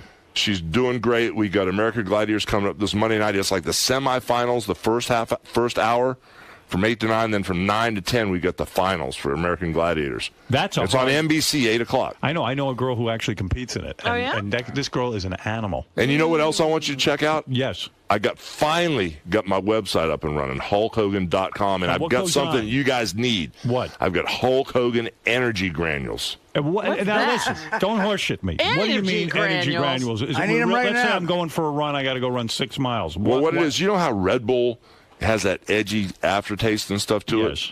I had the Hulk Hogan granules on the set of Celebrity Championship Wrestling. Everybody loved them because Are they caffeinated? Yeah, there's a little bit of caffeine in it. Right. But I'm telling you, bro, it's the best thing going. I did the whole thing with all the energy drinks, the Red Bull, the Monster, but the Hulk Hogan energy granules. I'm telling you, it's going to be a home run. How many calories are in it? None. Zero. You know, I got to maintain this figure. I can't. You look great. But when you get a chance, I'm serious, go to HulkHogan.com and check it out. I'm trying, brother. Listen. You have any of those here today? I could use one right now. I wish, bro. Look at him. He's falling apart over there. Help him out. No, granules. I'm going to get that. He needs a granule. He needs. So how's my boy Bubba doing, honestly? Bubba is doing great. Number one, Bubba is number one in Tampa. He went back on terrestrial radio. I heard he's getting more stations. He's getting more stations. He's doing great, and I congratulate him for that. Secondly, he's kicking ass here on Sirius. He's got the, he's on our channels. Yeah. He's got the second most listened to show on Sirius. On Sirius, that's awesome. And he's doing fantastically well. And but you're the one that hired him and gave him the shot because nobody else would touch him. You're damn right. We met, and I saw he was a good guy and a decent human being and a talented guy, and I'm glad I have an association with him, to be quite honest with you. And it's been a very, very positive association. I just spoke to him yesterday on the phone. We talked for a couple of minutes. Is that right? We check in with each other, and we see how things are going. Because, I mean, now, with the merger, we have a universe of about 20 million people. Yeah. How come you won't hire me to do a radio show? Do you real talk with Hulk Hogan, You want to do a radio show? Oh, yeah. Are you up to it? I could do it. Could I work out of Bubba's studio in Tampa? I don't see why not. Why not? That'd be awesome. And you're going to talk real. I mean, you're going to tell me. Actually, you kind of do. The only thing I got going talk a lot more real than I do. Dude, he has been. The only thing I got going for me now is the truth. If I did it, I'm going to say I did it. It works. It works for you. All right, well, we'll talk about it. I'll get you hooked up with Tim Sabian. We're going to start a dialogue. Yeah, that'd be awesome. Who's the guy at the top? Greenstein? Scott Greenstein. Yeah, Greenstein. All right, well, we'll talk to Greenstein, too. He said something to me about that a few years ago, but it was time I was too busy running around. But I think maybe if we did it and got real talk with Hulk Hogan, brother. Yeah, maybe that's something you got to explore. Look, you got a lot going on. You got American Gladiators. Yes, sir. You got how many more shows can you do? You got Celebrity Championship Wrestling this fall on CMT. You got all this shit going on. Don't forget HulkHogan.com. Come on. And HulkHogan.com and the caffeinated... the energy granules. The energy granules. If it acts like speed, I'm What do you do with the granules? Do you pop them in your mouth or do you put them in water? What do you do with these? You do whatever you want. You can put them they're like pixie sticks, and they just dissolve right in your mouth. They taste great. And you're actively involved in the company? You believe in the product, or you just you're out there just... No, the stuff's good, man. It's really good. I need to send you guys a few cases. Send me some cases. I'm going to start taking it. Really? I'll see what happens. Will you really? Yeah, sure I will. You'll tell me if you like it? Yeah, I would try it. That's awesome, man. Look. Don't come in here with a priapism. And by the way, if Brooke does Playboy, I'm going to have to look at the pictures. Why don't you bring Brooke in here and have a talk with her about this? Oh, I talk. You know what? I got to tell you about your daughter. I'm going to tell you something. Wait till you see her now, bro. What do you mean? She's got in crazy shape. Chiseled? Training. She went through that. I find her very attractive. I have to say. She's a young girl. I know what you're saying. No. But now she's 20 years old. All of a sudden, that. If I was single, I would go. But I'd be afraid. You know what? Let's say I start a relationship with her and it doesn't work out. You're going to come looking for me. I don't want that. I don't need that aggravation. Well, there must have been some other guys who've had relationships with Brooke. He hasn't killed anybody yet. Yeah, but me, it's different. Oh, he'll kill you. Howard. Look at me. You really want me all over your beautiful little daughter? Come on, think about it. You know what? It wouldn't work. Forget it. It wouldn't work? No. I don't need any more problems. You don't need me in your life. I'm telling you right now. What is it, Ralph? What do you want to say to Hulk real quick? Hey, now, Hulk, great guest. I mean, it'd be really great if you could talk about everything. Obviously, your lawyer's there and stuff. And be well, he's pretty much, what do you think is missing from the story? He's been pretty open. I'm sure there's can you imagine how great it'll be when he's back and he can talk about everything, right? I feel like your lawyer didn't step in once. The lawyer stopped him on one question and one question whether only. He was fucking. Pre-separation. Why, Hulk, would you and Howard? I mean, why not have Brooke do Playboy? This can only help your career at this point. Look at what it did for Paris Hilton, that sex tape and everything. No. But she's got. You see, she's got something going on. I tell you, this is what I would tell. I'll tell you what she has going on. She's got a hit reality show. Now you're going to say, "Oh, so what? What do you mean? Oh, come on." She could probably make a ton of dough right now just being a personality from the TV show, meaning appearances, going out and doing all these different things. Second you do Playboy, it does take it into another realm. No, not these days. You don't think so? No. Although Carmen Electra did Playboy, Pam Anderson did Playboy, but Pam Anderson didn't have a reality show when she did Playboy. But that's the point. Doesn't she have a reality show now? Now she does. Now she does. But she started her career by doing Playboy. She didn't. And then she went to Baywatch and exploded. So right, but Brooke already has a television presence. I mean, do you think Hulk wants to know if his daughter's totally shaved? Seriously, do you know? No, bro, I don't know, and I don't care. That. But the thing is, I didn't squash it. I said, tell them you're interested and then see what they want. Think about it, and just make the right decision. All right, I'll tell her to call me. She should do it. Oh God, Ralph wants to be Ralph Mania is running wild. Yeah. Well, listen, Hulkster. Thank you. It's great seeing you. I'm sorry you're going through all this. It's okay, brother. I'm going to be good, man. This is a tough part of your life, but we hope that it passes painlessly or as pain-free as possible. And but you know what, dude? The weird thing is I was telling Larry King, a month or so ago, that when I go out in the street, the people are so supportive, and they're so positive. I think everybody's kind of figured out who everybody is now, Yeah, I don't know what to think. Listen, I don't know Linda. You know what I mean? I just know you, and I know what you're saying and stuff, and I don't know what her side of the story is and all that. And believe me, that's going to be the show. When you and Linda come in here and we work it right out on the air. If she was here right now, I guarantee you we'd work this thing right out. You want to know what? I'm going to tell you something. If you ever do speak to Linda or your lawyer speaks to the lawyer, tell her, come in on here with Hulk. I guarantee you. I could bang out an agreement between the two of you in an hour. I'll be back tomorrow. You're back tomorrow. And You're that good. And I'll tell you why I'm that good. Listen, I went through a divorce. Yes, but both of you are reasonable human beings. I guarantee you there's a reasonable point that you can make everybody see, and I could do it. All right. I'm not bullshitting you. He's offering. I could sit down there and say, listen, here's the millions you're going to save in legal fees if we bang this out right now. Here's the realistic best deal that a person ever got in Florida or California or New York. And if I say that to Linda and I show it to her. Do you ever take into account the other party wants to inflict pain and suffering? Yes. Thank you. I will take that into account. And I'll... What? What will you do then? I'll let her piss on Hulk's face, okay? And then it'll be over. You're going to have to take some humiliation. You just lay down on the floor. I've been eating shit sandwiches for 20 years. There you go. A little piss ain't going to hurt. All right, listen. You're brutal. I am putting that out. I am putting that out there, and I'm not kidding about it. I think I could get it done. And I'm not just bullshitting you. I really do. I think I'm a rational guy. Dave, line it up. Well, line it up. Why are you on the phone with us? Why aren't you on the phone with a lawyer? You just heard what I said. So that's the problem with you. Everyone's paying you to be on the phone. Now get on there, okay, Dave? All right. There We're in charge. We'll have you down there. All right, Dave. Thank you. Thank you. He's afraid of guys like me. I'll straighten the whole fucking thing out. I wish. You're not kidding. All right, look. Be well. We'll meet again. Thank you. All right. Hulk Hogan, everybody. Yeah. Hulk, how'd it go, man? It went great. It went real good. We're just making money in the free world. Everything's cool, man. Howard let me talk about HulkHogan.com, which is a good thing. And we talked about the ex-wife. What is that? Wife, ex-wife, whatever it is. Soon Chuck, you know something about that soon-to-be stuff. ex-wife. Come on, Zito. Wait a minute. We can get Pam Anderson's opinion about exes. Chuck Zito's opinion about exes. I got When one, does too. the pain end? When does the pain end? When does the hatred Stop end? getting married. It stays. That's what they tell me. It stays. I like the weddings, but the marriages are hard. Weddings are fun, right? The marriage is like commitment and shit. Yeah. That's why there's 3 rings to a marriage: engagement ring, wedding ring, and suffering. Damn, brother. Ooh, that was heavy, brother. Wow, dude. That's Man. Yeah. Wow, that's Words strong. of wisdom. You know what they say? Don't get married just by a woman you hate a house. That's a lot cheaper. No doubt. See? Not for me. When I got divorced from my wife, I didn't know what good housekeeper she was. When we got divorced, she kept the house. So you had a good time then today? Yeah, it was cool. No pressure. You know, last time I was in there with my wife, it was brutal. It was brutal. Is it hard talking about that stuff now? Not anymore. Not anymore, man. We're cool. You know, I just hope that my 50-year-old wife and her 19-year-old boyfriend are happy sleeping. This is the best of the wrap-up show. A recap and behind-the-scenes look with John High and Gary Dell'Abate. The best of the wrap-up show begins now.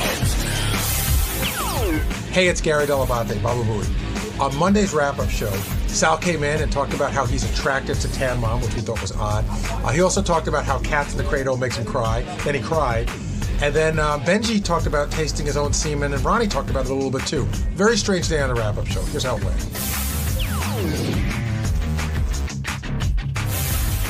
Sal's now joining us here. And Sal, you hit a lot of stuff this morning, ranging from your little crush you have on Tan Mom, which I thought was... I wouldn't say it's a crush. What would you call it? Just a fetish. What's a fetish? Like, what's the definition? Like, why? I mean, I know you know what the definition is. Why do you... I noticed that in you. Like, you have this... You used to watch granny porn, which is not really like 90-year-olds. It's like 60-year-olds. But what is it in you? Did something weird happen in your life that sent you down this path? I don't know. You know, when I was young, there was one person when I was younger, this woman, she would like tackle me down and like try to get down my pants. And well, okay, slow down. How old were you when this would happen? About 9. And how old was she? 30. Now, why was she trying to put her hands... 27, why was a 28. 30-year-old woman trying to put her hands down a 9-year-old's pants? She just thought it was funny. She thought it would be fun. Like, let me see you wee-wee, and she would tackle me down, and she would do that. But as a child, I would get very upset. I would cry. And then I saw this lady, like 15 years later, actually probably 20 years later at an event. And I went up to her and I said, hey, do you remember when you used to do that to me? And, you know, she got a little, like, red in the face. And I go, would you be willing to do that now? And she thought I was crazy. But I kind of like that. I turned the tables on her and I put her in an odd predicament. Because if she said yes, nothing would have happened. No, I think something would. If I would have followed you. Because now, even though... Experiment over. The odd thing is that even though I was upset as a child, I now find it hot that she, you know what I mean, that she was going after my penis, which is kind of crazy. But I think you find it... I think adult Sal finds it hot that she would do it to adult Sal. You don't think it's weird that she did that to a little kid and it might have fucked you up a little bit? Yeah, that I think so. But it's... Technically, if that happened to me, I think I should be turned off by older women, but I'm not. I'm turned on by them. So when I see, like, Tan Mom, like, she's not necessarily attractive, but, like, neither is Mick Jagger, but there's something about them that women find attractive. You know, it's their essence, their charisma. She has... I'm turned on by wacky charisma, I guess, for lack of a better term. You know, her mouth's all crooked. She seems drunk or inebriated some of the times. You know, she's posing on a beach with her tits flopping out. To me, that it just says that, hey, this is a wild, crazy girl. I like that old, white, trashy woman that will kind of let you do whatever you want to her and get a kick out of it. If you're attracted to wild, crazy, sort of off-kilter women, why'd you marry a beautiful girl? Because I'm attracted to wild, crazy, off-kilter women for the moment. This is not somebody you want to drag home. Like, you know, like look at porn stars. I mean, they're willing to stick wiffle ball bats up their ass. You don't want to walk down the aisle with them. Everything has their moment. So these you don't take the circus home with you. You go, you pay the ticket, and you get entertained. So the crazy women are more your fantasy. Fantasy, absolutely. So tan mom being loose on the beach, a vagina half hanging out, a tits out. It's like, wow, this you can have a lot of fun with this crazy broad, you know? Let's talk about the Long Island psychic. Is it psychic or medium? I want to make sure I get it right. It's the Long Island medium. Teresa Caputo. Medium. The okay. LIM. All right. Sal, you've been pitching her hard for months now. In our writers' meetings, I know you believe, you think she... And you had told me about Westbury Music Fair, how you were like, wow. Like, you were a little skeptical, but after then, you became a believer. That's fair to say? It confirmed it. That I'm a believer. I was on the fence, and when I went to Westbury Music Fair with 3,000 people, the way she would pick out people. I know, if you make a generic comment, somebody died of a heart attack, 3,000 people, somebody's going to stand up. She specifically would point to people and then say how the person died. But I want to ask you a question, and I'm not saying the Long Island psychic does this. In my mind, she's a psychic, okay? Medium. She talks to the dead. Medium. But why... say somebody else did this act, right? Right. Why wouldn't... what makes you so sure that there aren't plants in the audience? There could be. There really could be. But I think that if she were to come on the air and she were to do some reads, or if you were to meet her personally, let's say your family members were to meet her personally, Gary... I think that possibly she would turn believers into some of us. But wait a second, you said the second part that she could make me a believer, but you didn't answer the first part. Which is what? That you're just, it's a leap of faith for you to believe that it's all real. No, I'm confident that it's real. But now why? Why are you so confident? Did you believe in psychics before or mediums? I did. As a kid, I would always watch George Anderson, which was on Channel 6. It would follow Jackie's comedy show, and he would scribble on a pad. And I went to see him. Hello? I went to see him, and it didn't turn out that well. Mm-hmm. And then I believed someone in John Edwards, and then I saw that whole special where, they were miking the audience, and then it turned me off. So I believe these people have somewhat of a gift, but I think that Teresa has the ability to really, she has an extraordinary gift where she's able to fine-tune it. And don't all the psychics fine-tune it? Don't they all? When John Edwards had that show, didn't he know things that only he could know? Yeah, I guess what makes her different than anybody else who is a psychic or medium? I can't really put my finger on it. There's just something about her that I think is quite fascinating. And again, being that I saw her live at Westbury Music Fair and what she pulled off was just like, it's just one of those things. It's a phenomenon. You really can't explain it. And Howard told you, no more Long Island medium. She's not going to be on. We're done. That I got. But I've always I listen to Howard. He's made me a believer in a lot of things. Like he's changed my point of view on certain things. But this is something where I'd like to do just the opposite. I'd like to make Howard a believer in possibly this. See, but you're not interested in investigating whether what Howard's saying may or may not be true. You're so sure it's true. You want Howard to understand it. I would love for Howard to say, "Wow, this." I don't have an explanation for this. I'd love to put Howard in that situation. I didn't know that Cats in the Cradle was your Achilles heel there when it came to crying. Being a father, 3 kids, it's a no-brainer. Well, actually, it's not. I think that again, to explain to you why... Gary, you're not in my head. You can't explain what you're a good father. I think it's because you didn't have a great father. The song is sad to you. It might be that, but I also think that whenever my son wants me to do something, the first thing that pops in my head is Cats in the Cradle. And I'm thinking I better do this because I don't want to be at a point in my life where I'm going to regret not sharing those special moments with my son. Like someone you know really well. Like my dad, right. That I get it. But I look at it's just a sad thing. The whole thing is What horrible. specific part of the song gets to you? At the end. The keys. When the kid has no time for his dad? Right. When he's old and decrepit? Right. I don't want to talk about it. You were getting emotional. Because there would be nothing worse for a father to hear his son saying, I don't have time for you. It's just horrible. It's just horrible. Wait, are you talking about the part where he says he grew up just like him and he makes that... his father's... Right. And I never... I don't want to talk about it. It's just, there are some people you don't want to be like. Hey, Sal, why don't you seriously, and obviously it gets too emotional, but why don't you sing the last few lines? I'm not trying to make a dick out of you. I don't get to the point. Why don't you go through it? I couldn't sing it. Yes, it'll be fasting on the air, but why don't you go through it right now? I can't sing it because I shut it off. Well, don't sing it, just say it. Have you ever listened to the entire song? It's not trying to make you a dick. Of course I have. And then when it gets to the end, it's just horrible. Well, the end, he realizes that he's turned into his dad, even though he didn't want to be that. My makeup's running. But it always does. But do you think? You've gone out of your way to not be like your dad. So I don't understand why it would get to you there. Do you know what I mean? Like you're great with your kids, and you do take the time. So why would it tear you up? I don't know. Just the thought that I think I have a fear that I might end up that way. Like I might do that. Well, if you haven't already, you probably won't. I haven't. You probably won't. I just came up with a great game for the show. I think that Sal should be in one isolation booth, and I should be in the other one. Who breaks first? And we should play the songs that make us cry and see who breaks first. I think a lot of fathers feel that way about Cats in the Cradle. Have you ever, like, because like Gary's saying, you're sort of said it's, that a lot of people think it's more about what you went through as a kid. Have you ever talked to your dad about it at all? No, there's no talk. That's not happening. Not happening at all. I went to a therapist, and he brought up all the father stuff, and you know what? I even bailed on therapy. But why? Because I just didn't want to go there. I felt like I was just digging into a barrel, and all the gunk was coming back up. I think that's what they do, and then you're supposed to clean the barrel. And yeah, I dumped the barrel and I threw it in the river. Well, that's supposed to be healthy though, because you get it out and you confront it, and then you can kind of deal with it. Right. I think I deal with it now. I get along great with my dad. I've forgiven my father, and that's it. But here's the thing that's weird that a therapist would talk to you about. You're forgiving your father, but your father has no idea what you've forgiven him for. Yeah, we'll leave it at that. Did it happen the first time you heard the song? Like at what point did it click in? As my children got older and as I got more involved in their activities, like my son with football, my other son is a drummer, stuff like that, and when. That's primarily it. As my children are growing and as I'm with them and involved with them, now when the song comes on, it affects me. When your dad sees what you do now, I mean, how successful you've become, I'm sure he's proud of you. He's told you that, right? Yeah, he's definitely proud of me. There's been a little, backlash here and there.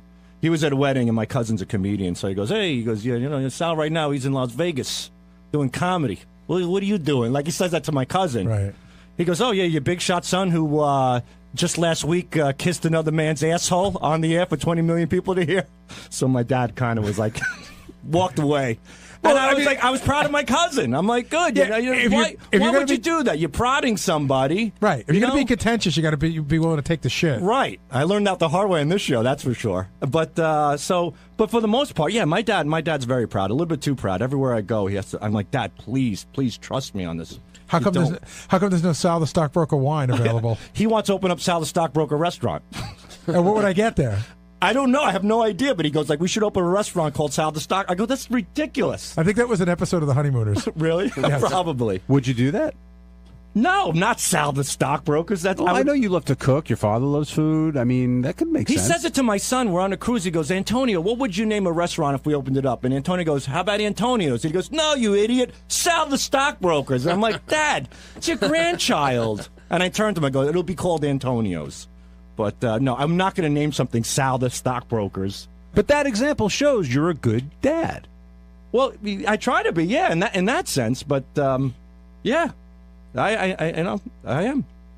All right, I know that part. It's stuff that I grew up with is a little different. That's all. But maybe it's a combination of what Gary said, the way I grew up versus the father that I want to be. Feel for you though. When you I've had a lot of conversations with Sal off the air with his family stories, and I feel for him. He took a lot of shit. Yeah, but it's all good. It makes you who you are. Yeah, that's a great thing to not deal with it. Yeah. I had a guy who used to work for me used to say the same thing. My father made me that way, right? That's why I'm as good as I am. My dad helped me out by yelling at me. Well, for some people, it's too painful to confront. It's easier not to go there to get through the day. I get that. Yeah, it's fine. All right, Benji, let's talk about getting through your day. Today, you revealed to Howard that you tasted your own cum, and Howard thought you were out of your mind. Well, what I've said was, which I think most guys have probably done out of curiosity, is I put my tongue against it out of curiosity because I know girls eat it and saw what the taste was. I would find it disgusting also if I think about it. That would be tasting it, but was there anybody? No. I said I put my tongue against it. The same against way what? Probably. Have you ever put your tongue against your arm when you're sweating? Yes. So you put your tongue against your dick? No. Yes. No, I'm not getting I'm incredibly flexible. I don't know. You put your tongue against what? My guess is you probably jerked off. I did this thing where you rub your penis, right, and then you orgasm, right, and I had ejaculate, right, and an ejaculate was on my hand. Got it. And I was curious, like, because I know women taste it, so I put my tongue against it just to see what it was like. No, yes, if I ate it would be disgusting. So you licked your own cum without moving your tongue. What? You licked your own cum without making the licking motion. I put my tongue against it. Yeah. I think so I would think that's not that rare to have done that. Sal, you think that's rare? Yeah, I do. Sal, come on, come clean. Literally. I can't follow Benji's story. But you have a story. It's just the same. It literally is, word for word. The odd thing is, like Benji says, it's not rare. It's the same thing happened to me. I was curious. I just gave it a little dab, with my tongue. I was 15 years old. I was at my grandfather's house, and he makes his homemade wine. So I was drinking one day, and I was 15. At that time, I was jerking off like a wild monkey. And I was in the bathroom. I jacked off again, and I was drunk. I'm like, let me give it a little, just let me see what this is all about. And I gave it a little taste. That was it. How would you What's describe weird is when it's I've done it for each other. How would you describe the taste? I really don't remember. I really don't. I really couldn't tell you. I mean, I could tell you it was salty and gooey. I really couldn't say that. Benji, any recollection? I can't say that. Sal's or mine? Yours. Sal, salty. A salty kind of thing. We've all kissed a chick after she's Yeah. blown us. I haven't done that. You never got a hint of your own jizz? Never. I've gone out of my way not to do that, and I'm not passing judgment. It's just I don't have a curiosity there. And yeah, I've been yelled at by women. I just did that thing for you, and now you won't kiss me. And I'm like, yeah, all right, guilty as charged. How about you, John, yeah. 80 blowjobs. They never came back up and shared a little bit of your own sauce? No, I've kissed a woman afterwards, but I don't know. I didn't recognize a taste one way or the other. You did, but you ignored. You put it at the back of your head. We all get that. You've never even tasted did the mouth taste a little different from your cock? I truthfully never. Everybody gets a zing of that salt water that hits the back of your mouth. Like, okay, let's just move on. It's like when a girl queefs when you're having sex. You pretend you didn't hear it. When you taste it, you expose it and make fun of her. No. That's not a good idea. I've never tasted jizz. I have. When did you taste your own cum? He didn't say his own. I didn't say. Well, yeah, kind of. How so? Yeah, I don't know. It's a long story. You don't have enough time. We got time. You don't have enough time. You haven't tasted anyone else's. We can go late. Don't worry about it. You haven't tasted anyone else's. Not a guy's. What the hell is wrong with you? Not a guy's. Have I tasted my own? Yeah, I got this thing that I do with girls, So what thing? You're not into felching, are you? What? Felching? What the hell's that? That's great. That's something I don't know. What is felching? You people are looking up. It's so disgusting. What is it? Quick, man. We don't have much actually, time. Ronnie, let's you talking about snowballing? Hold on. Let's hear what Ronnie has to say, and then maybe we can match it up. So I got this thing. I got this thing that I do with girls that you take the head of your dick, and you take the little. Hurry up! There's a lady in the room. Hurry up! Well, I got a minute. It usually is when you do it too. And you take your little pee hole, right? Yeah. And you put it right on her nipple of her boob. Okay. Right? And you rub it around. It gets them all turned on. And of course you have a little leakage from your, It's called urine. Yeah. No, not urine. Pre-cum? Yeah, pre-cum. Pre-semen. You get a little pre-semen, and then if you happen to, suck on the girl's boob, you're tasting your own stuff. What does it taste? What does it taste like? What? What does it taste like? It's a little salty. Is it bitter or? No, it's a little salty. Okay, sorry. What are you going to say? It's like salt water, how kind of. big is your dick hole that you could wrap it around a nipple? No, you don't wrap it around it. I'm thinking like a largemouth bass. Your cock must look like a fish. You don't wrap it around it, idiot. You poke the nipple through your dick hole. Well, as much as you can. I'm not saying you wrap it around it. I think you stick in the dick hole right into the nipple. Yeah, what do you think? It's like a pencil eraser you stick in there? All right, we got to go. Wild. All right, and with that, we're going to wrap up this edition of the Wrap-Up Show. On Tuesday's Wrap-Up Show, I had a new co-host. Yes, Natalie Maines co-hosted the Wrap-Up Show. We talked about Gary, we talked about her performance, we talked about a lot of stuff, and Natalie has a lot of opinions. Enjoy.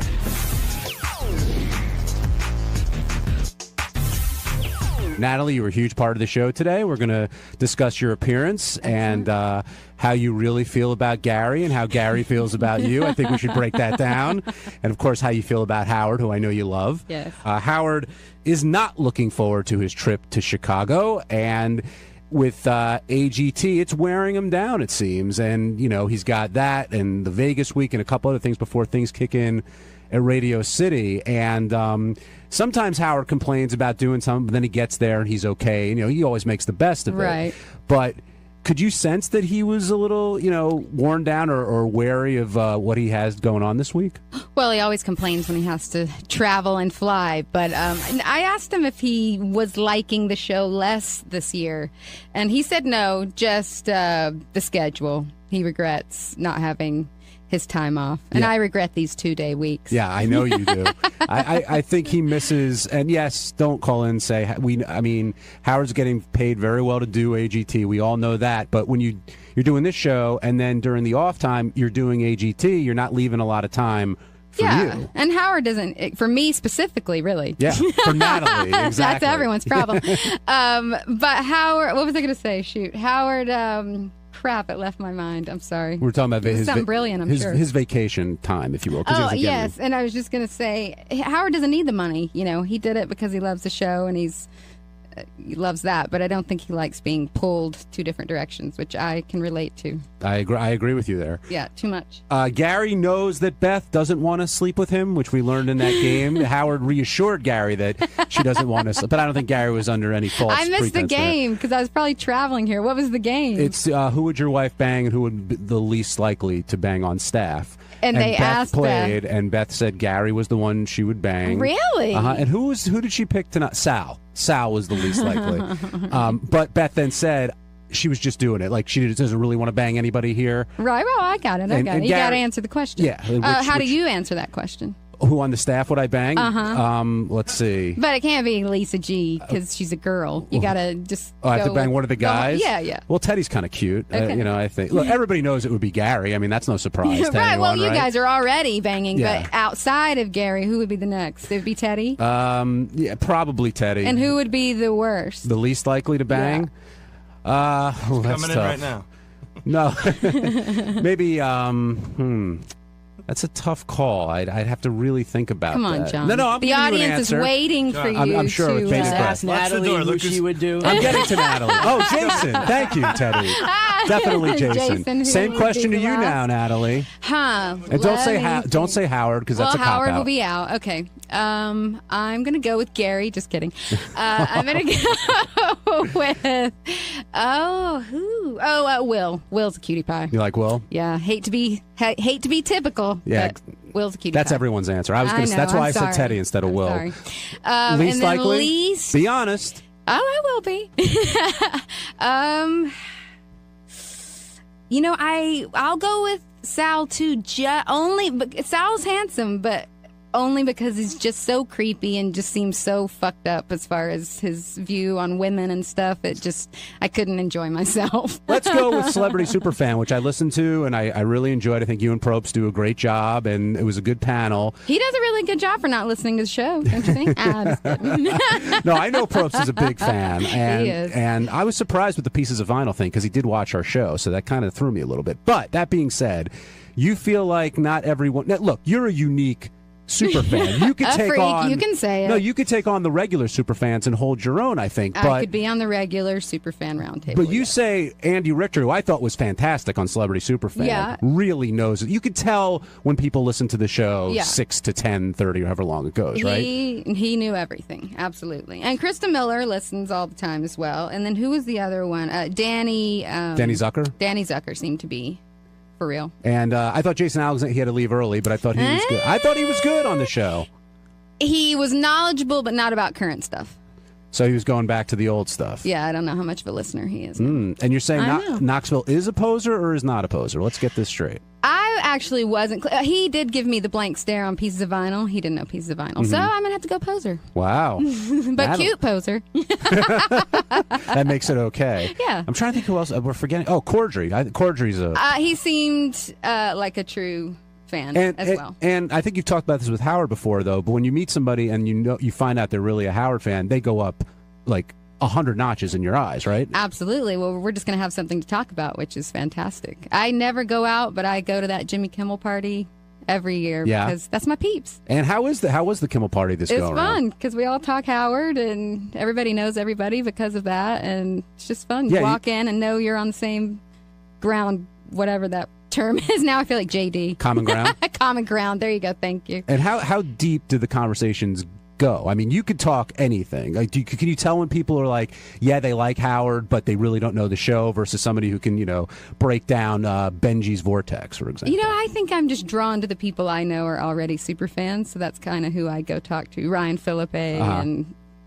he's cute Another as well. cute But one. There seems to be a pattern here, Natalie. Do you talk to any ugly super fans? Let me see. Yeah, I talked to a couple. Okay, just checking. What's the approach with Howard, though, at that party? Is everyone kind of stepping back, or does anybody, move everyone out of the way to go talk to him? I don't know. I am just sort of excited to be in the environment with a bunch of super fans, but Howard, I heard him complaining about the party and that he does, first of all, his timeline, he spent 30, 45 minutes talking to everyone. He was there for like 9 hours, I think, after that recap. But he complained about it. But I have to say, what nobody pointed out is Howard and Beth are standing at the entrance of Jimmy's house, like greeting everyone. It was like a wedding reception. So to say he got stuck outside, I mean, that's kind of where he placed himself. I see. Because he is a very gracious guy, and he is, I'm sure thankful or just at least gracious that Jimmy threw him this party. But they do stand there like the welcoming committee. So for me, I just felt like I had about a minute, and then my job was to just go inside. So I felt like I was following the protocol, but I guess he talked to other people longer. But I'm just excited. I don't want to be on Howard's radar to talk about from the party. So I kind of say hi and be all nice, and then I go talk to everyone else. Now, somebody else at the party this year was Gary. With Mary. That's right. Let's talk about Gary for a second because he's not here. And then when he comes in, that's the best time to talk about Of course. But I can't tell. I know you like breaking Gary's balls, no doubt about it. But I can't tell if there's something more there or not. That's the weird thing on the show. You can tell when someone's kind of getting in your face just because you want that reaction. But then sometimes it's like, no, I really do think you should be doing this, this, and this. How do you really feel? Well, I like Gary fine, but what I say about the things that bug me are real. But there's things about my husband that bug me. That doesn't mean I don't like him. Gary likes to just put a big blanket on the whole thing. She doesn't like me and just dismiss what I'm saying. But no, I like Gary fine. How do you think he feels about you? I think he probably doesn't like me. And do you care? Does that bother you? Yes, I care. I want Gary to like me, but I won't lose sleep over it. It seems like, I mean, again, in the last Celebrity Superfan, when they asked you the question, I mean, it was teed up. I knew you were going to say Gary, and Gary was there. It wasn't like he was, back here listening.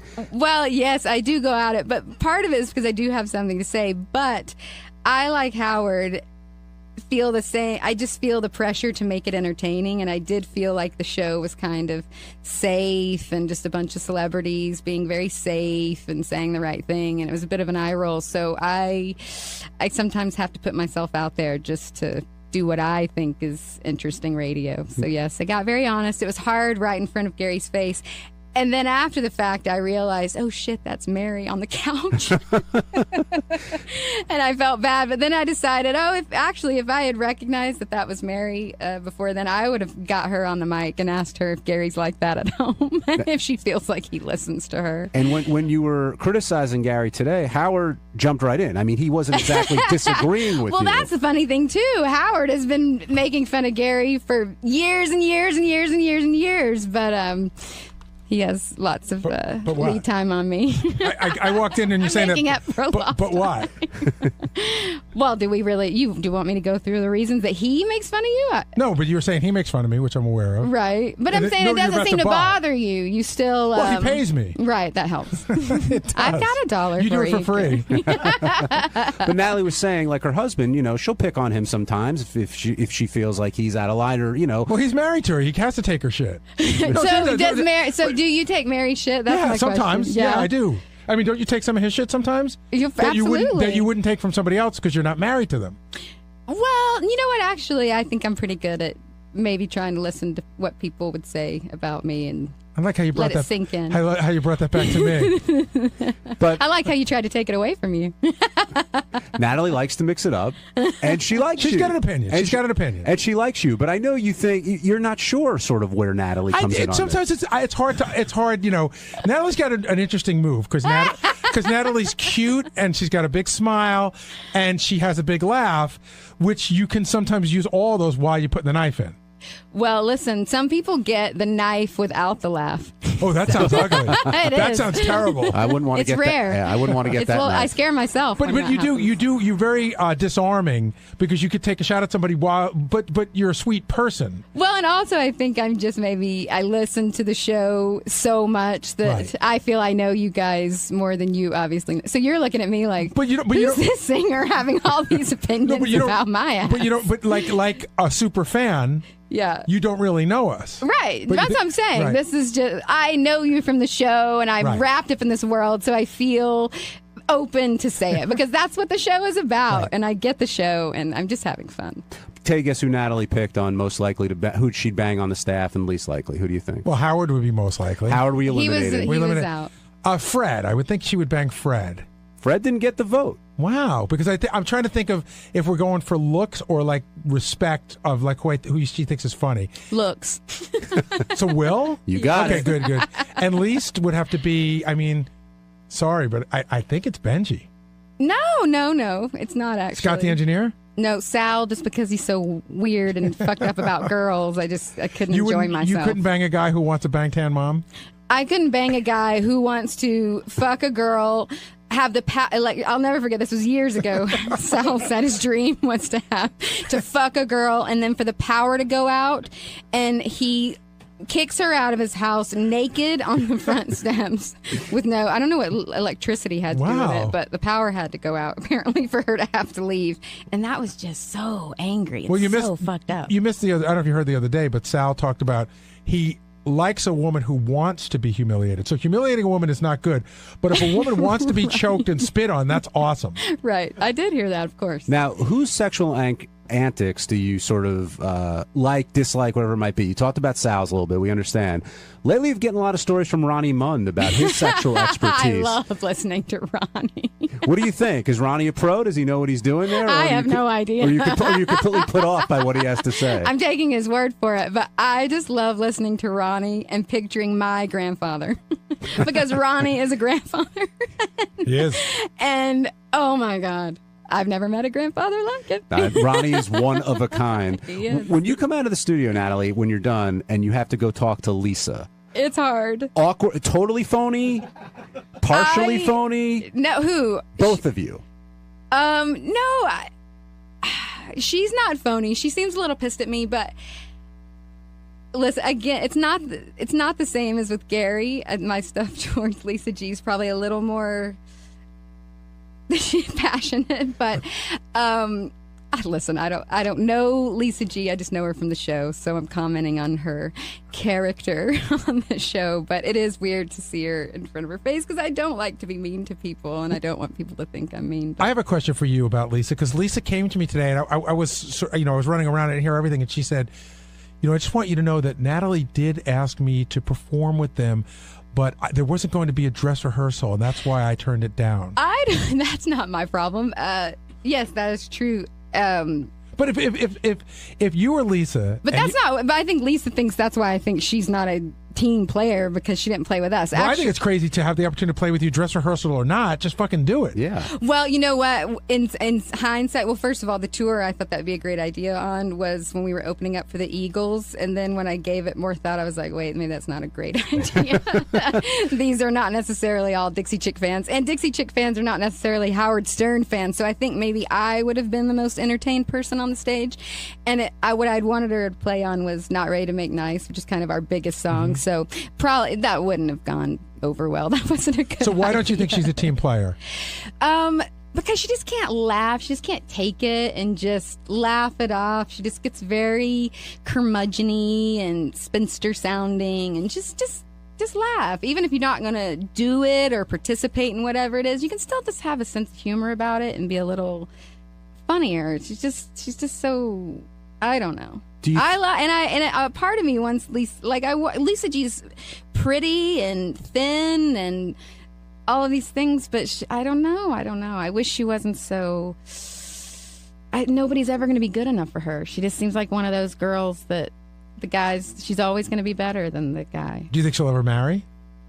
I hope she does, but I don't know. I don't know. Do you? I think you get to a certain point. If you haven't gotten married, then you probably don't need to.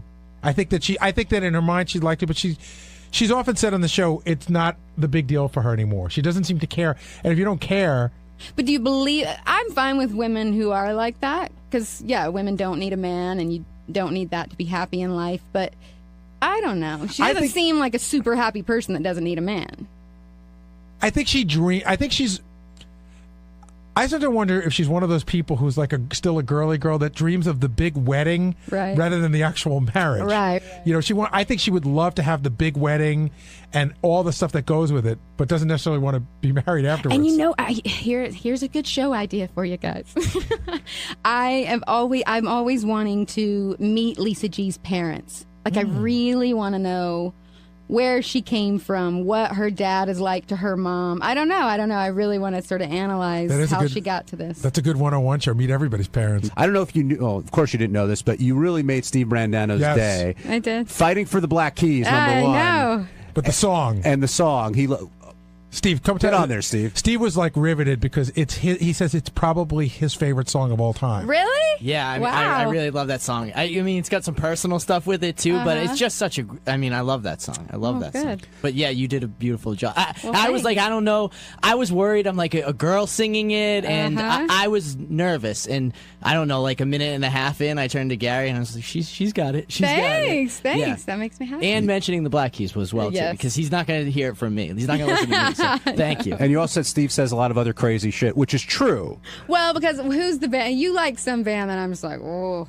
I probably like a lot of bands that people I would are be like, whoa. But yeah. But you're so right about the Black Keys. Thank you. And they are the rock band of this generation. I mean, they just are. You have to have it on just for the history of Howard. That's what I try to tell these guys. But We've pushed that in meetings a lot, and I've gone as far. I actually got Howard to watch CBS Sunday Morning did a beautiful piece on them, and I was like, you know, but I don't know. He's just like, I don't really listen to them, and it's not like they're super dynamic as an interview, but I think they're interesting. But they might be. I mean, they have interesting divorces. I just started researching them a little bit, not for the show.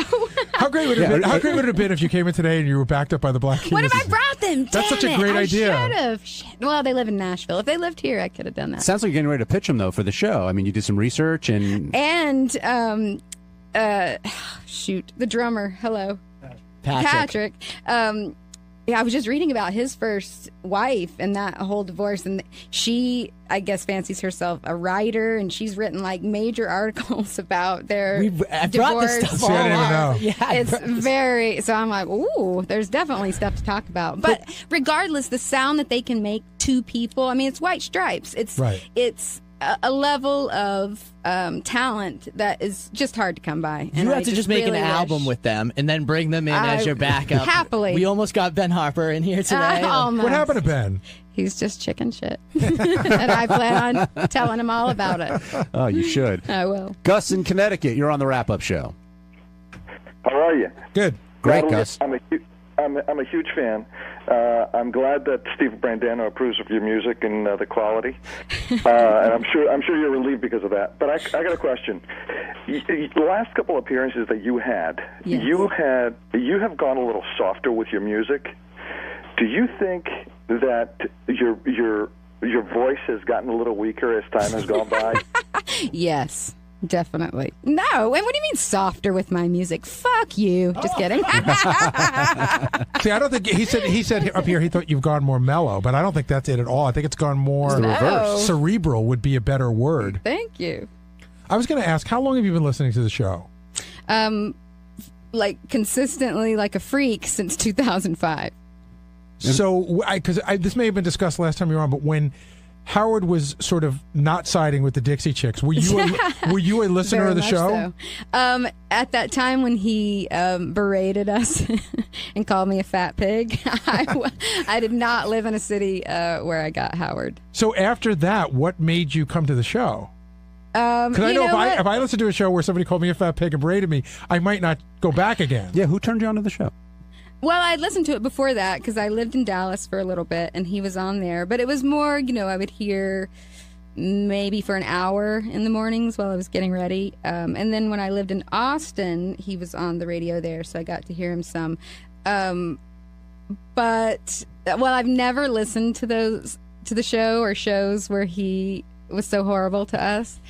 But I just love Howard, and I felt this connection with him just as far as the FCC goes and just as far as standing his ground and sticking to his guns about freedom of speech and media and things like that. So when you started listening to the show, had he already begun the turnaround for you guys? Because it was in 2005, yeah. he had. But that's not when I started listening to the show. That's just Sirius makes it to where you can be a fanatic fan because it plays all day. And now with the app, it's the best because I can pause it and fast forward and rewind, and it's the best. Tim in Ohio, you're on the wrap-up show. Yeah, I was wondering if Natalie would pull a David Arquette and sit in the show for a week. And to follow up on that, if there's anybody on the celebrity superfan that she thinks could do that. Could sit in for a week? Yeah, like I was thinking Andy Richter would be good to fill in for a week. He probably would be good. You know who I was listening to this morning was the old Mitch Hedberg, an old appearance of his, and it crossed my mind, he would have been the right personality for that chair. Something about just how he would chime in or share his own stories, and just he was an interesting person on his own, not a comedian trying to make jokes all the time. Just more a storyteller and open. He would have been good, but he's dead. So let's talk about Superfan for a second, because it's it's really hard to book a Superfan roundtable with a bunch of celebrities at your intensity. Yes. But you seem to have no love if you're not in it all the way. Well, only because it's when we should change the name to the Celebrity Fan Table. But because I know what you're saying, and I've actually called some people who have said to me at times, I was listening for a long time, but I haven't in a while, so I don't think I should do it. And then I think there's some people who, if you give them a month's notice, they'll listen every day to make sure they're coming in, knowing what's going on. Right. Well, you would think Jeff Probst would do that since he co-hosts. Well, he's doing the daytime. He was doing the daytime show, so that I just like giving him a hard time. Well, who seems like a super fan is Kevin Bacon. Yes, he is. And did you call I called Sarah Silverman again this time? Yes, she was unavailable. She left the day before. I called a lot of people. Molly Shannon, I was trying to get in for that show. Yeah. I saw, what's the guy from CSI with LL Cool J? Chris O'Donnell. Chris O'Donnell was working that day. He really wanted to come. Yeah. I mean, I have a pretty broad list. When you're listening to the show, do you prefer having somebody there? Do you prefer the moments when it's just like the cast, or do you, can there be too many interviews? What's your ideal Howard Stern show if you're building it? Oh, that's hard. I do like all of the insider stuff and the Whack Pack. I mean, Beetlejuice is the best. I love the employee antics and all the stories. And I love the interviews. I love them all. It's just the right balance. And 5 days of it. You just want and more. Me, yes. I would be an excellent addition. Well, you would mix it up, that's for sure.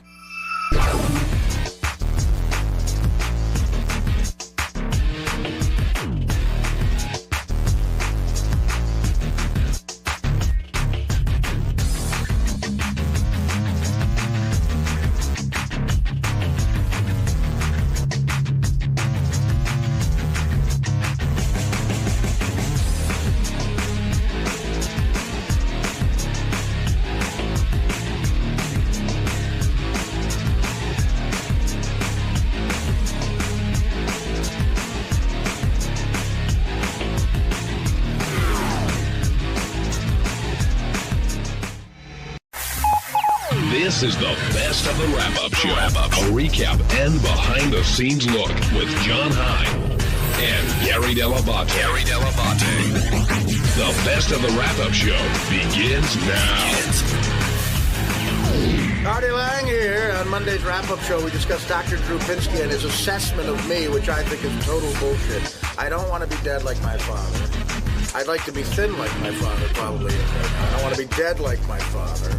But I do drugs to forget my father's dead. It's very complicated. Join us when the exploiter of the century, Dr. Drew, comes in and hopes that he gets me to die on his show instead of this show. I'm dying on Howard's show, not Dr. Drew's show. Fuck him. And fuck you!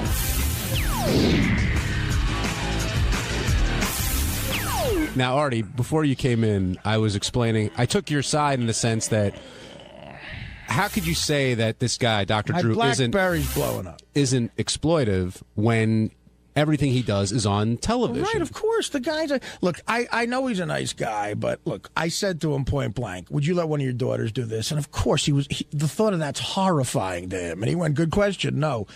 It's just, look, he's taking advantage of the biggest fuck-ups that are out in L.A. right now. I mean, that's okay. So let's say we buy into that point, which you're not off on that all the way. I don't know how I'm off at all. Do you still think that he's not giving them proper treatment. No, they're not going to. He admitted it. He admitted it. By not being able to throw out the real entertaining people like Gary Busey, and he said Tawny, I don't know what she was doing. By not being able to throw them. Okay, by not being able to throw them out. And why do you throw them out? Not because you don't care about them anymore. Because they could affect the treatment of the other people. That's why you throw them out. So by not being able to throw them out, to have them still there, still being a disruptive force with the other people, no one's getting proper treatment. Okay, nobody. Say we buy into that, right? So because I'm saying I buy into that. Buy into it. It's a fact. Listen. Okay, you're right. Does that mean that he has no ability to judge or diagnose anybody else? No, that doesn't mean that. I'm just saying he doesn't care about it as much. That's all. I'm saying that, look, he's admitting that. Okay, I don't think he's a bad guy, but here's a true doctor with integrity. Here's a guy, and look, none of us are Jesus Christ, and I'm not judging anybody, and I know I'm about to put him up on a pedestal that no human being should be put up to, and I don't think anybody should be perfect, except Benji, who's clearly a perfectionist. This, to me, is a doctor I would want to see. A guy who goes, look, you're unbelievable at what you do. You happen to practice in Los Angeles. We would love for you to do a TV show and with these people. And here the guy goes, no, I can't do that. I can't ever bring myself to do that because this is sacred to me. I'm a doctor. I took an oath. I can't put these people on TV if I'm not allowed full autonomy and I can't do whatever I have to do within treatment to make them better. That's a doctor I want to see. Dr. Drew was asked that question, even if he asked himself in his own head, and he said, I'm willing to fucking do it on television. That's all I'm saying. Doesn't make him a bad guy. I don't judge him in a bad way because we're all human beings, man. I mean, we all go for the money. But in a way, you are judging him because you're saying that he's not good enough to diagnose or treat you. But in your mind, for what you want. I don't think he's and I think he's not. He shouldn't be able to treat a lot of people due to that, just one factor. I mean, look, the other thing is, how many people is he not if he thinks he's such a great doctor, how many people is he not treating because he's in a meeting with the network or, because he's developing another show? That's unfair to say because you would have to sit there and figure out what every doctor does with their time when they're not with a patient. What about a golfer? Doctors do two things with their time. What if they were golfing? What if he were golfing instead of being in with the network? Go to the hacky thing, golfing. I'm just saying. Whatever. I'm saying, look, Drew probably golfs too, but the average doctor doesn't golf, take care of his kids, meet the network, develop a show, and then see a couple of people. The average doctor golfs, takes care of his kids, and then sees as many people as he can help, and not on television. And that's all I'm saying. Look, I'm a fuck up, and I'm not judging. I am judging him, but I'm not saying that, look, I hate him or he should be in hell for this. I'm not doing what Jesus would do. I'm not saying I'm not a fuck up. I'm just giving you my opinion that he had to ask himself that question: should I do this on television? And can I give the proper treatment on television? The answer is no, clearly in his head. And anyway, he said yes anyway. That's all I'm saying. I'm not a fuck up, and I agree with Artie. I think doing it on TV hurts your credibility. I do. See, and again, I think he's good at what he does. I think he made a lot of sense, and I think Artie absolutely needs help. But I think he makes a very good point. All right, let's get off this topic because we're getting stuck here. Because you're losing. No. What did you think of his assessment of you? That initial assessment. Actually, wait. Before you answer that, Artie, I'm sorry. Teddy, hit clip number 1. John's not a fuck up. People, when they're sober, end up better than they thought they could be. Right. But it's almost like you want to join your dad. You know what I mean? And if you can't live without him, you're not going to live. You know what I mean? And that's, you deserve a better life. You deserve a sober life. Right. And he would want that for you. And it seems like you idealize him so much that he can't be the real guy he was with you. And you won't let go of the idealized image. And that's either pulling you towards death or keeping you on heroin. All right. Let's not forget to mention the fact that he developed this theory by reading Artie Lang's Too Fat to Fish, still on shelves, which is a very honest book and a pretty good insight into who you are. It's a fantastic book. I'm not going to argue. But it's the best book out now. I get it. It's pretty good insight into who you are. It's not every moment. He called the book riveting. Good. Okay. So get to the answer, the point. He bought his own copy too. Listen. No, he didn't. I don't want to be dead. Okay, that's extreme.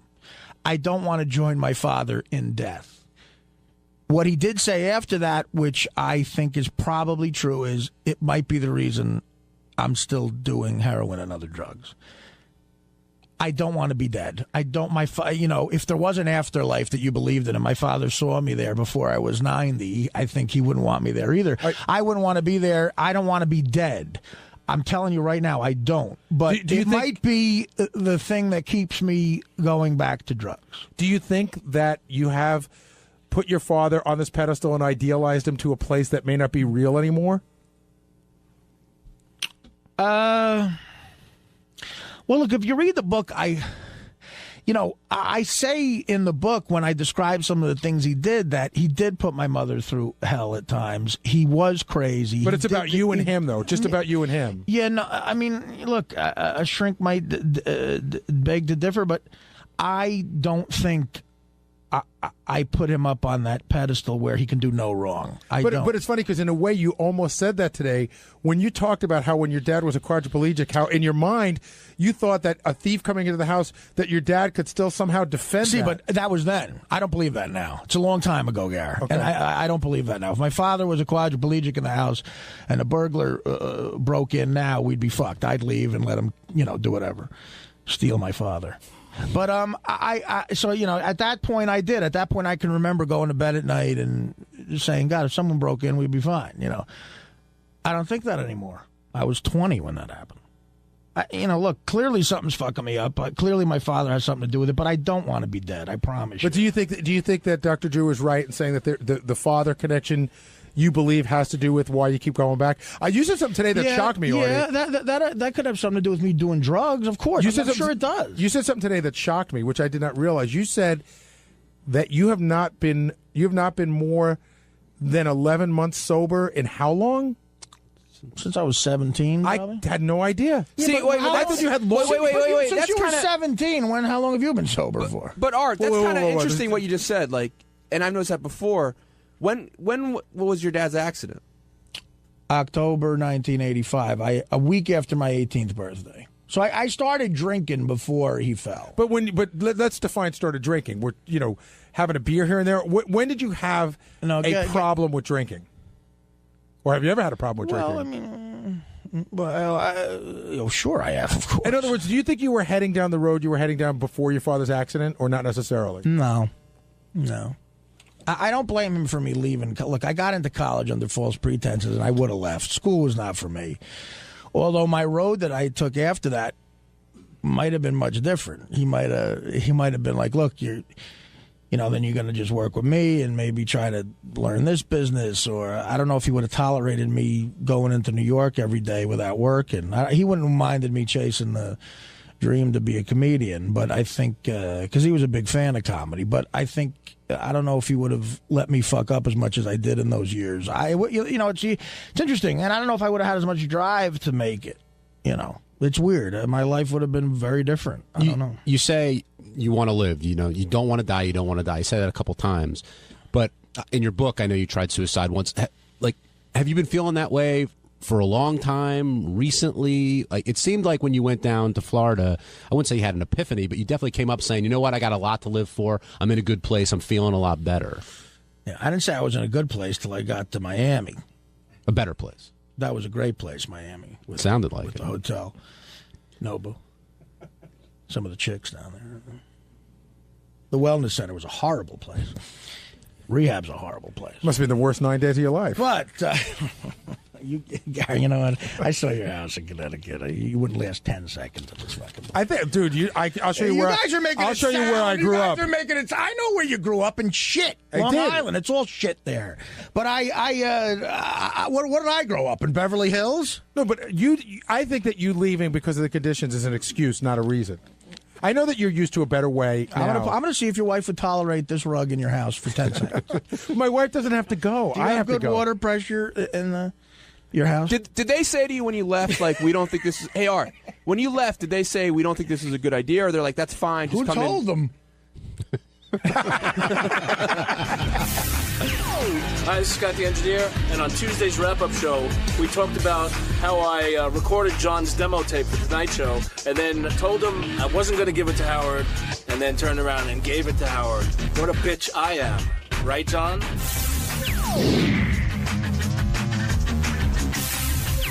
The show started really with Howard doing a rap on Stuttering John and told his side of what he thinks is really going on with him and if he'll go over to the new show, etc. But when he played the tape of Scott recording John auditioning for the announcer job at The Tonight Show, you heard Scott in the background and Fred doing Scott's laugh, but Gary was telling me during the break, John lived to fuck with Scott. He did. First of all, you have to understand something. Scott didn't even have that John thing in the profit system. He was holding it off to the side, and the reasoning is still not clear to me. Scott claims he was looking for the unbleeped version, but I think Scott was trying to keep it out of there because I think he felt a little bit bad about fucking with John, but then he didn't care anymore. You have to understand the level that John would go to mess with Scott. So I talked about earlier on the show today. So you know the phones, when you pick up your telephone, how there's a button there, and that's how you can hear what's going on? Stuttering John used to go and tape it down on Scott's phone. Then he would call him, and Scott would pick up the phone. It would ring, but it would never pick up, and he would go, hello, hello. And I remember one day Scott ripped the phone out of the plug and hurled it at the door. Then John pulled a prank on Scott that I believe a caveman pulled on another caveman, back in the Ice Age. But it was so great. John took a $5 bill and attached a piece of fishing wire to it. So Scott comes bopping down the hole. We're all waiting. John goes, don't worry, he'll be out here any minute. We're looking through this little window. Scott goes to pick it up, and John just pulls it away from him. He fucked with him at every available turn. That was before cameras were around? Yeah, a lot of the stuff isn't even on tape. A lot of stuff is just for John's fun. So with Scott, this was the ultimate revenge, no? Well, the thing that's funny is John did some of those tricks, and some of them are on tape and some of them aren't, but Scott's got this forever. And, it's wrong of John to be mad at Scott in the sense that if he really never wanted it to be heard by the show, he should have gone elsewhere to get it done. It's a lot to ask of Scott to keep this contained for, 6 years. And John, as you said, messed with Scott all the time. But in all fairness to Scott didn't give it to me like the day after John got the job. John got the job, and Scott sat on it, and then at some point he realized, I can't sit on this anymore. That's a lot of pressure for him. Because if I ever found out he had it and he didn't give it to us, I'd fucking ream him. Well, first, Howard said he was pissed that Scott didn't tell him right away. But as it turns out, he did the right thing. Artie jumped in and said, listen, you got to give Scott a standing ovation. And he's right. Yeah. And like I said, Scott took, just hours of shit. For whatever reason, especially at the beginning, Scott was John's personal punching bag for his practical jokes. Did Scott ever blow up at John? I told you he threw the phone at the wall. He knew it was John. Yeah, he blew up all the time. But see, that's the thing, too. Like, I hate the whole practical joke thing because if Scott were to blow up at me, I'd feel so horrible. It didn't slow John down even a little. Now, Benji, do you think John shouldn't be mad at Scott? Well, first of all, do we know for sure that John really is mad at Scott still? Or is this just hype? Well, he hasn't spoken to Scott in however many years, and he was very mad at Scott. But was he ever real close with Scott that you'd call him up and say, "Hey, let's talk about life"? No, but John's mad at him. Trust me, I know John. Okay, he's mad at him.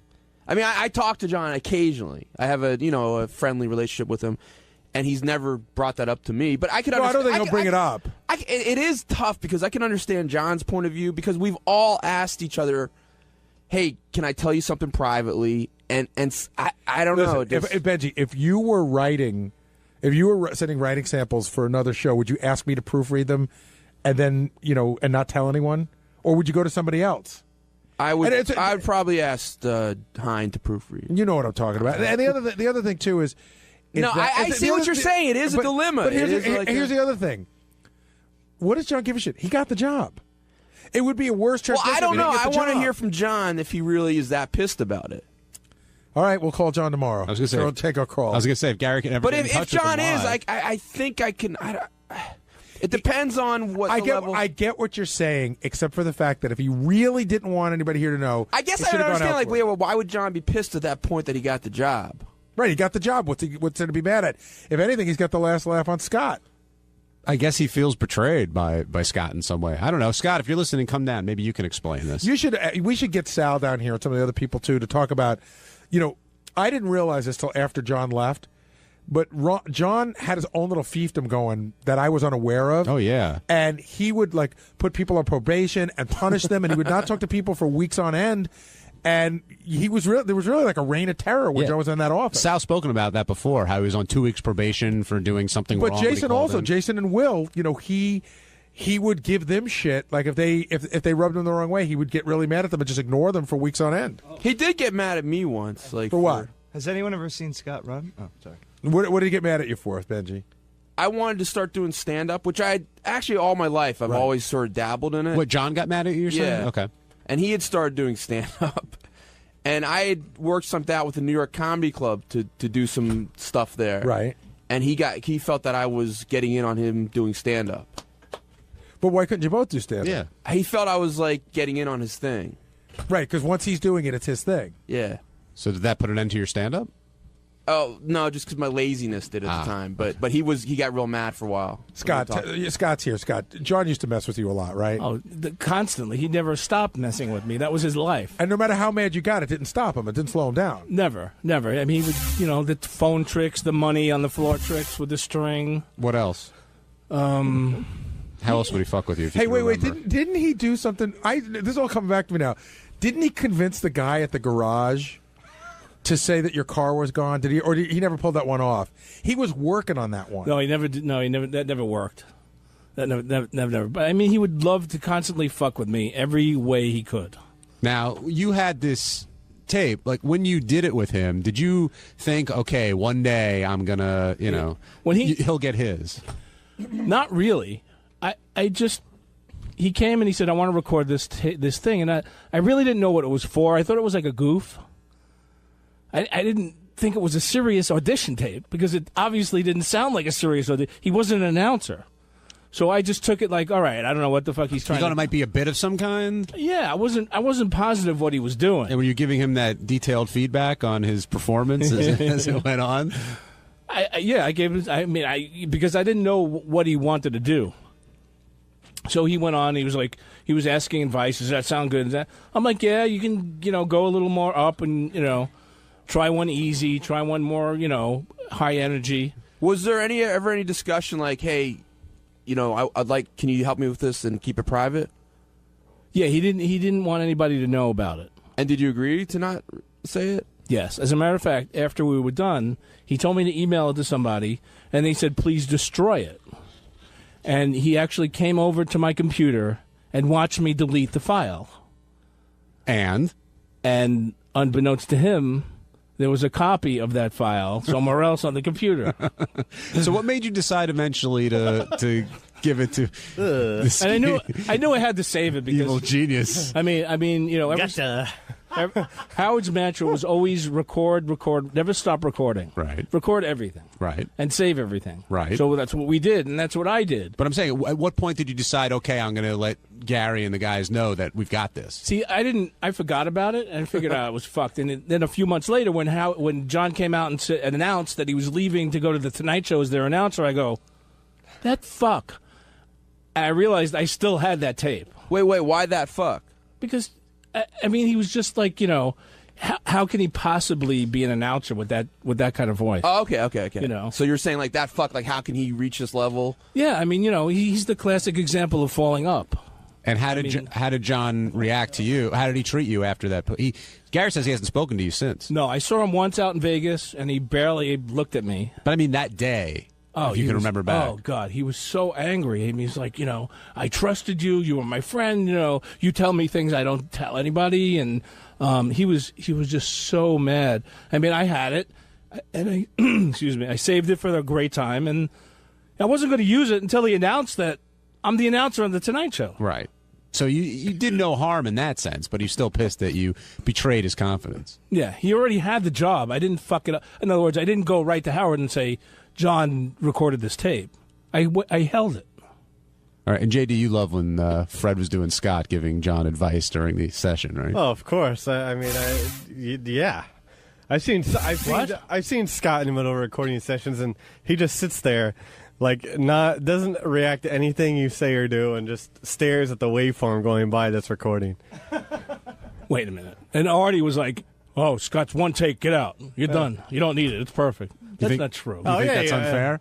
That was unfair, yeah. Oh, you think you're the most welcoming engineer when you go in there to do stuff, when people come in to do stuff with you? Of course I am. Bullshit. Come in. Have a seat. Relax. JD, have what's he drink. like? What's he like?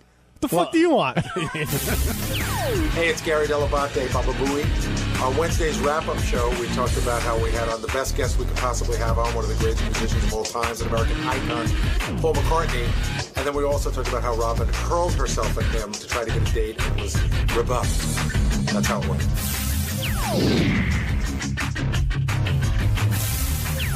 There was a Beatle up here today, Gary, and it was Sir Paul McCartney. Will and I were talking. First of all, we were trying to figure out, is there a guest? Who's the biggest guest that's ever been on the show? Who would you say is bigger than him? And we couldn't come up with anybody. Mickey Mantle. We had Mickey Mantle on the show once, but I would say McCartney's bigger than Mickey Mantle. Okay, Schwarzenegger at the height of his fame. McCartney's bigger. I agree. We couldn't think of anybody. I can't think of anybody that's been on the show that's bigger than McCartney. And he transcends everything. My mother, who's 82 years old, knows who he is. My 11-year-old was thrilled he was coming in, and everybody in between gives a shit. It's funny you said that. I told my daughters that, and they couldn't believe it. They were like, "One of the Beatles is coming in." I'm like, they were thrilled. Yeah, and I got to tell you, the big announcement that Paul made, which I knew already, that was exciting, is that there's a Beatles rock band coming out. I know. I don't know if it's Guitar Hero or Rock Band. I think it's Guitar Hero. Well, one of those. Howard, do you play Guitar Hero? And he goes, no.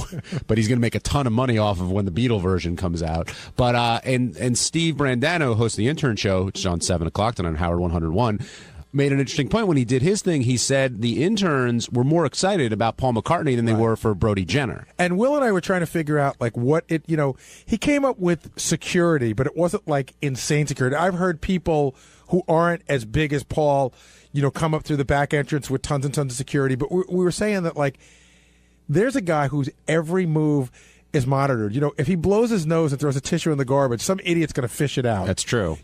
People watch everything he does, and being that guy, he's pretty level-headed, pretty low-key considering. I remember, and you guys know we're huge Beatle fanatics, but I remember reading a lot about how he sort of drives his own car. He's very down-to-earth. Now, granted, he's one of the richest men in the world, but he's sort of a regular guy in a sense, which I know you're thinking, how could he be a regular guy? He's as regular a guy as you can be with $1 billion.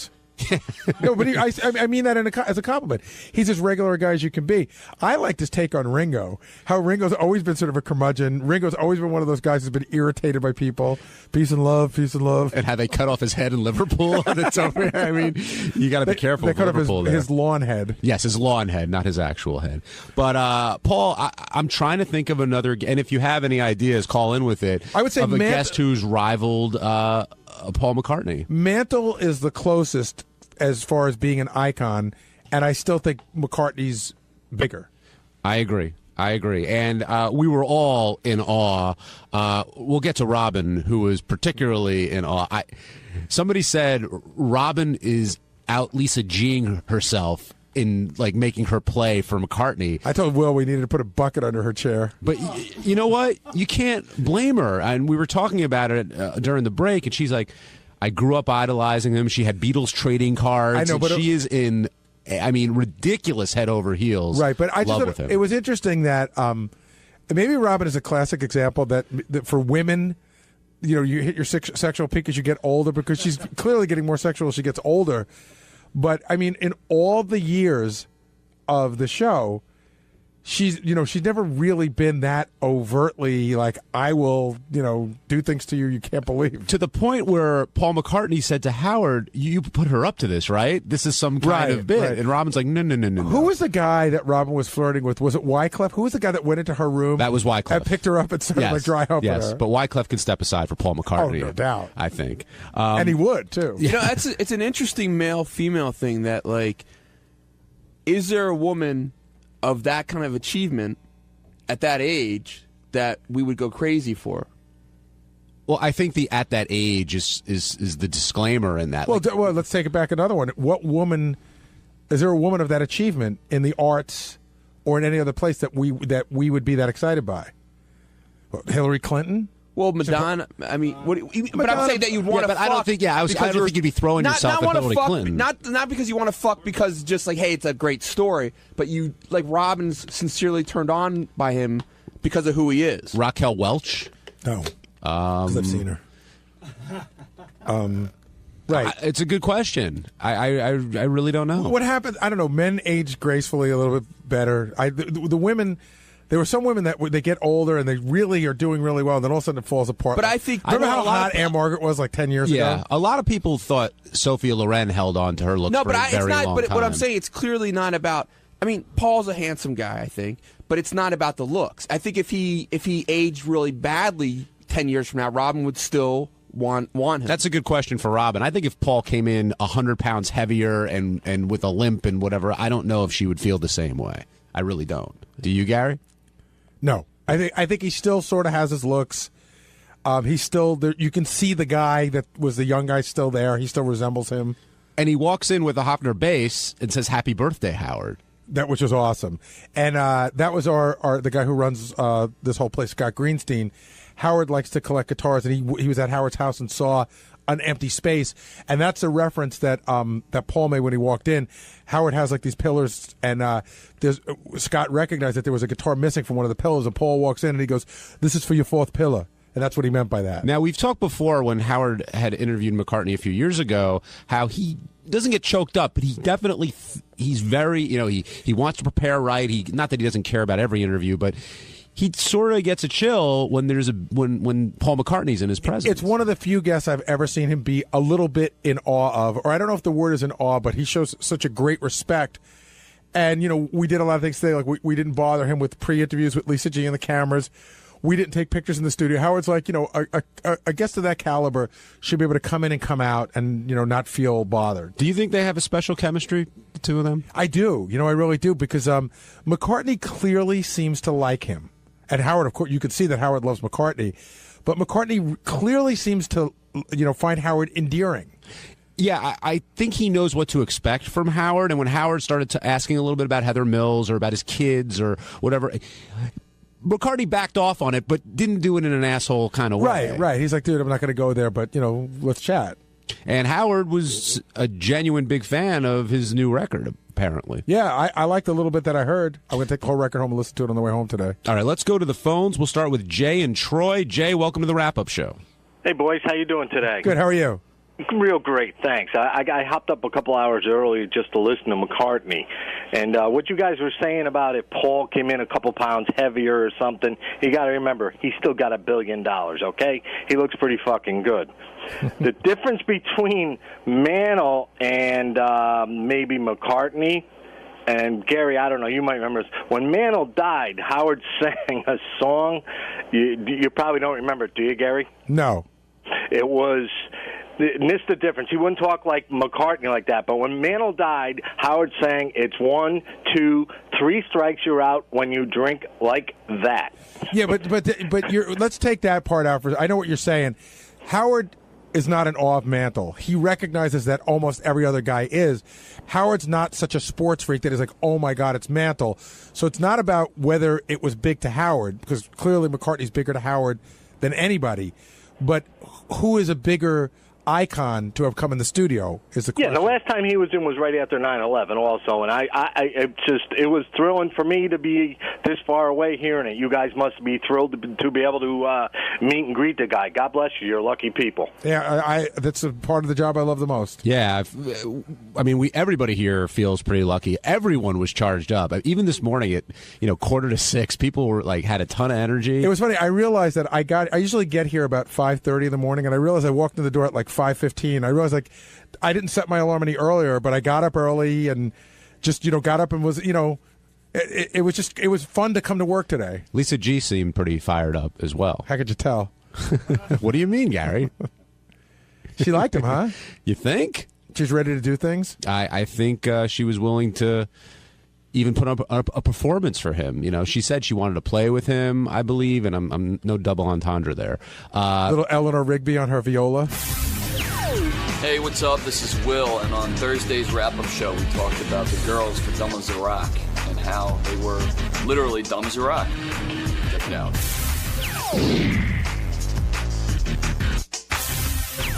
big game that happened today on the Howard Stern show, and that was entitled "Dumb as a Rock." And if there ever was an appropriate title for a game, I think this might have been it. Yeah, I think it was created by Sal. Is this Sal's No, name? I think it's something that just came up in the meeting. I think I said this girl is dumb as a rock, and I think Howard almost said, "Oh, that might be a funny game. We should make the girl say I'm as dumb as a rock." But I got to say, you know what? These things always look good on paper.